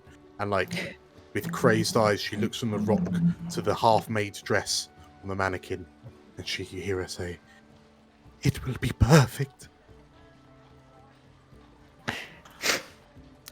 Perfect. Okay, so you gain 150 gold and a shadow dress. Yay! Which will allow you to change what you're wearing, what it looks like you're wearing as you transform. My dreams have come true. Okay, Badger. Is there anything Badger is wishing to buy? Not buy. No. Sell. Is there anything she's wishing to sell? No. Okay. Catcher. Barter. What? Say again? Barter. Anything you should barter, yeah. Catcher, is there anything you wish to buy? Yes, there is. I guess sort of like more advanced magical items is going to be more a Sazale thing than Arabelle. But one thing she does want to get is some armor for Drool. Like, see if she can find some armor for him. Okay. What flavor? What flavor? Whatever, really. I would argue, what's Drool's strength score? Drool has an impressive strength score of 16. Full plate! I mean, yeah, like you can buy whatever. What would, more to the point, what would be more realistic for him? Ideally, I'm thinking leather. I think Drool can wear up to medium. Up to medium. I would then argue that it's going to cost double what it says in Blacksmith Armory because you're fitting it for a dog. Yes, exactly. Like you're buying specialized dog armor. Yeah. So you can buy him a chain coat for 100, a scale tunic, scale mail for 100. You can buy him a doggy breastplate for 800. Doggy breastplate's pretty good. I like that. A half plate for 1500. No, he can't use a shield. No, of course not. I wouldn't even ask. And rule of cool, Dan. Rule of cool. I think we'll just keep it nice and simple. So it'll be 100 gold for like a chain shirt. Chain shirt or scale mail. Oh my god, I'm trying to even figure how this worked. Like scale mail, I guess it would just be like plates that put on its back and then clips around the front. Yeah. Like horse parting. Yeah, so that's what I imagine. So I imagine she's gonna drop 100 on the counter for some scale barding for Drool. Okay. After the dragon incident, it's just like, So needs to armor him up. that is 101, which is, so you are over here. You're in the brown section. Cool. Perfect. So you're going off that way. Hiram? I would like to buy also better armor for Emily. Okie dokie. She currently has studded leather, so I think scale would also work. I don't think she's got the proficiency though. She'd only have a light. Oh, that's annoying. Is there anything So- I can find for her that would help with her, not dying? Little buckler. Protection. A little shield. She could buy her a Oh, buckler, sure. but then she wouldn't be able to shoot the crossbow. Is that One and a crossbow. I mean, she's up to AC 15 with her studded. I suppose. If in That's better than Katya. Yeah, that's not saying a lot. 13. That's not saying a lot. Actually, Dan, can you remind me? It was the lady's house where she was taken when she was revived, right? Yes, the temple. Yeah. In that case, I think Hiram is going to head there Okay. and try to talk to one of the clerics. Yeah, so you're up here.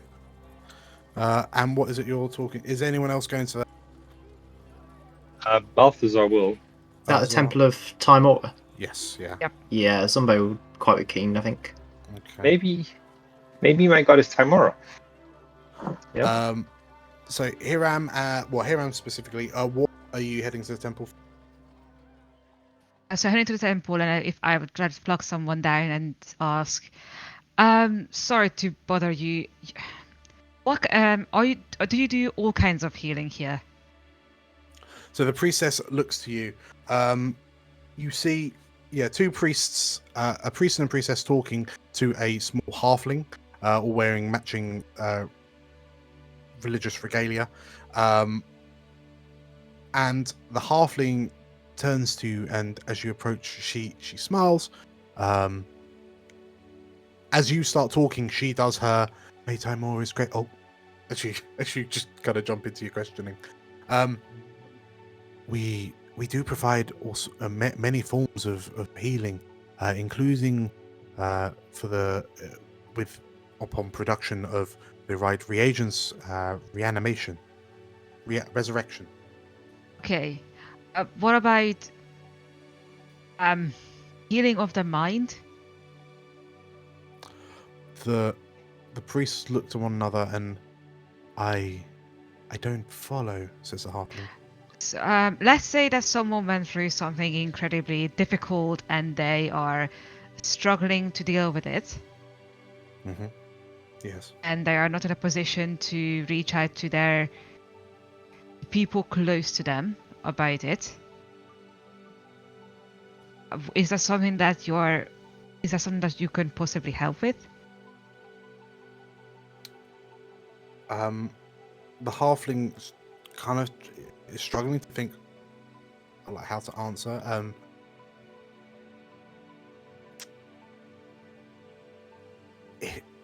Unfortunately, the magic gifted to us from the Lady Luck, the wounds she can heal are those of the body. We are able to heal traumas of the mind, but it is a much slower, much more considerate path. Okay, unfortunately, I am traveling quite a lot. Is there a way? Is there maybe a book, or a parchment that can point you in the right direction? She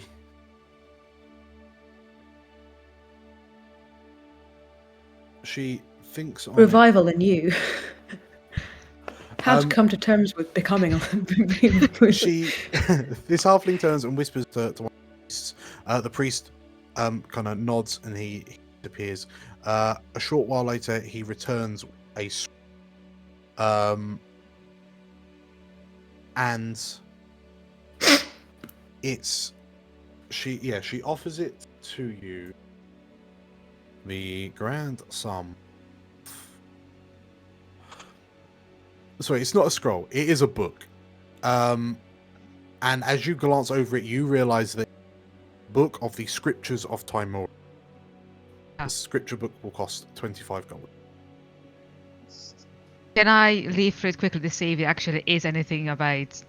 It's just a scripture of Timora. It just talks about gods and stuff. Yeah, it's effectively it is Timora's. Well, it's because Timor is all about luck and like good luck and good faith and so on and so forth. It's so whilst a lot of it is stories about Timora and her travels, the lands of the realms, there are a number of kind of lifestyle tips, if you will. The halfling assures you that always, if you read this and take the teachings of Timora into your heart, there have been those among the faithful who have said that it has soothed the soul. Hiram looks incredibly uncomfortable and says, like, well, thank you very much, and gives them 25 gold and gives the book back. So, like, I appreciate it, but I don't think it's what I'm looking for. So, take this as just some donation to your temple, and yeah, I'm just and he just very awkwardly shuffles out. As you go to leave, she places a hand on your elbow, and you feel like she closes her eyes, and you feel a radiate through at your, and she opens her eyes. Thank you for your donation, Timora. Timora guide you, she says, and you feel a bit more zesty. You did a second ago. Hey. Okay, so Hiram leaves. Did Balthazar go in at the same time? Yeah. Sorry. Do you think my deity is here? I'm kind of. I've been walking around. I'm waving my staff, but I don't really feel much. Do you think there could be a thing? The halfling, like, because I assume you've just been stood awkwardly off to the side while. So he's been running around waving his staff, trying to get like a beep or something. So as you approach the three, like a metal detector. I'm not getting anything. When you ask, is my deity here? The halfling looks at you a bit confused, like because Hiram's just wandered off. She's holding this book. She looks up to you and hands the book up to you. It's been paid for. Oh, great! You should read the scriptures Thanks. and find out if you agree with it. I will do. Awesome. Runs off. Hiram, I got this book for free.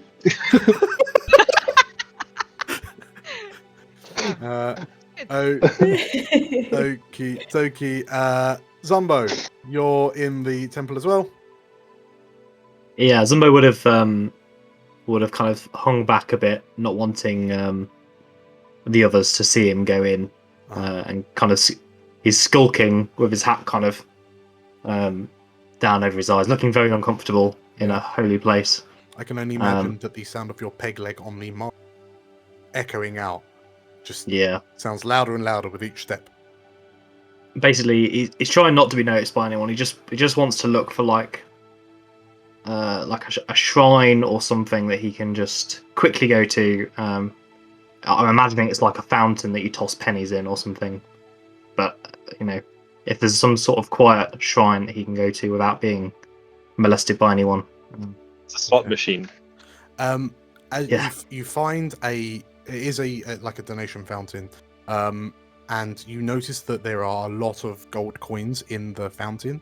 From what you know of Timora, a donation of gold is a surefire way to generate good luck. And as you approach the fountain with all the gold coins in, I mean, there's a part of you, I assume, that looks at all these gold coins and thinks, you're picking. But you notice that there is a peculiar man in ceramic white armor like bright porcelain white armor with gold banding, stood at the fountain's edge, holding a hammer in two hands. And like when you look at this knight, the one word that comes to mind is white. This is a white knight. And he sort of like nods to you, and yeah, are you like going up to the fountain immediately, thinking up something to say to Timor?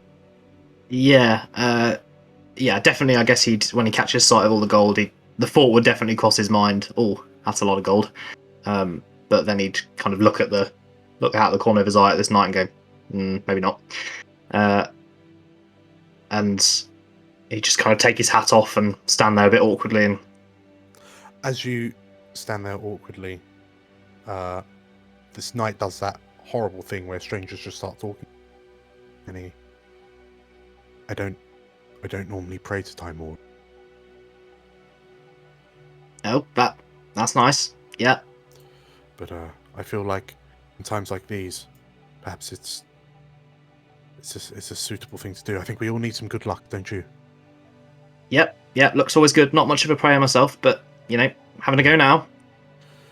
Yeah, I always find that sometimes reaching for the guidance of the deities above really, can laser focus you on a goal. Yeah, of course, it can sometimes be hard to hear the deities. It's normally Melil that I worship. I find that the passion and beauty of her words really touches my heart. Met a young girl here. She was in Arabelle some time ago. She was a bard praying at the statue, and the words she spoke, they were poetry. Yeah, you know what? I actually saw this kind of shady-looking guy over the other side of the temple. I don't know if you're supposed to be on duty or something, but he looked like he was up to no good. I ought to think you ought to go now. I thought I just should tell someone. The knight looks to you and, no, I've done enough today, he says.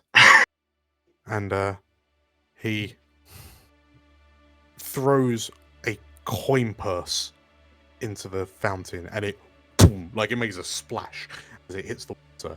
And then he nods at you, and he turns and he places a hand, gives you a good firm squeeze on the shoulder. Ooh. And good luck, he says, and he just turns and leaves. Yeah, and you. And anyway, lady, yeah, no, we haven't chatted in a while. Sorry about that business in Cezale. And they'll just take out a gold coin and flick it into the fountain. Okay. I hope this, settles the account. Luck's been, picking up. Things have been really picking up lately. Falling in with this new crowd that seemed like a good bunch. So thanks for that. Didn't like the dragons so much. If you could, maybe a bit less of that. As you kind of say this awkward prayer to Timora, you notice a disturbance on the surface, and you watch as the coin you threw in gets pushed out by an orange tentacle, which then, as Betty's tentacle then disappears back under, you see her just rise out of the fountain and just sit like with this gold coin that you threw in, looking up at you, unblinking. So I'll just like look at her for a minute and go, and if you want to keep her, to sweeten the deal, that's all right. You then see another disturbance under the surface of the water as another coin is pushed out and another small orange octopus climbs out. And you notice there are two Bettys sat in front. Wait, no, this isn't. I said good luck. And good then luck. You watch as the coin pouch just thrown in by the White Knight is pushed over the lip of the fountain as a third Betty climbs out. Oh. I think there's been some kind of misunderstanding here. This is not what I wanted. And as you recoil, the three Bettys gather up their coin, and pouch, and they slither towards you at an alarming speed and disappear up your trouser legs. He'd just be like yelling and flashing. They probably Hiram and Balthazar see him just peg it past them out of the temple, going, "This is why I don't pray." A priest is you as you rush past, and no matter what you do for the next hour, you cannot get rid of the 3 Bettys that are currently scampering across your body. Nightmare. Amazing. Okay. Yeah. So, if everyone is done, the rendezvous point was the crossroads in the center of town, if we all remember. And as you all congregate, we will call it there. Perfect. So, yes, as we bring that to a close, thank you all for playing. Welcome back to Arabelle and Cormyr. You have successfully completed session 14. Woo! Hey! Yay. Right, Thanks, so guys. next week we will begin our journey to Walloon. Beautiful. Awesome. Thank Sounds you very good. all for playing. Thank you for Thank watching. you guys. And I will catch you, and I'll catch you next week. See ya. Bye. Yes, guys. Yeah. Bye. Yeah. Bye. It's good to be back after the holidays, and I hope you all had a good new year. We've all been excited to get the Warhounds back into the swing of things as we continue on with the adventure. A quick announcement in case you haven't seen it, we have launched Tavern Between Dimensions, a monthly tabletop RPG podcast hosted by myself, Carl and Anton, available on Spotify and other podcast streaming services. Segments from the podcast will be uploaded here every Friday, and you can now listen to episodes of Cormyr Echoes of War as podcasts as well. Links are down below in the description, also with the links to our other social media accounts.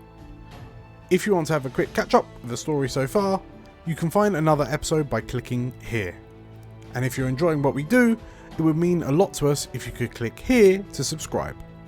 Once again, thank you for joining us, and as always, may the realms endure.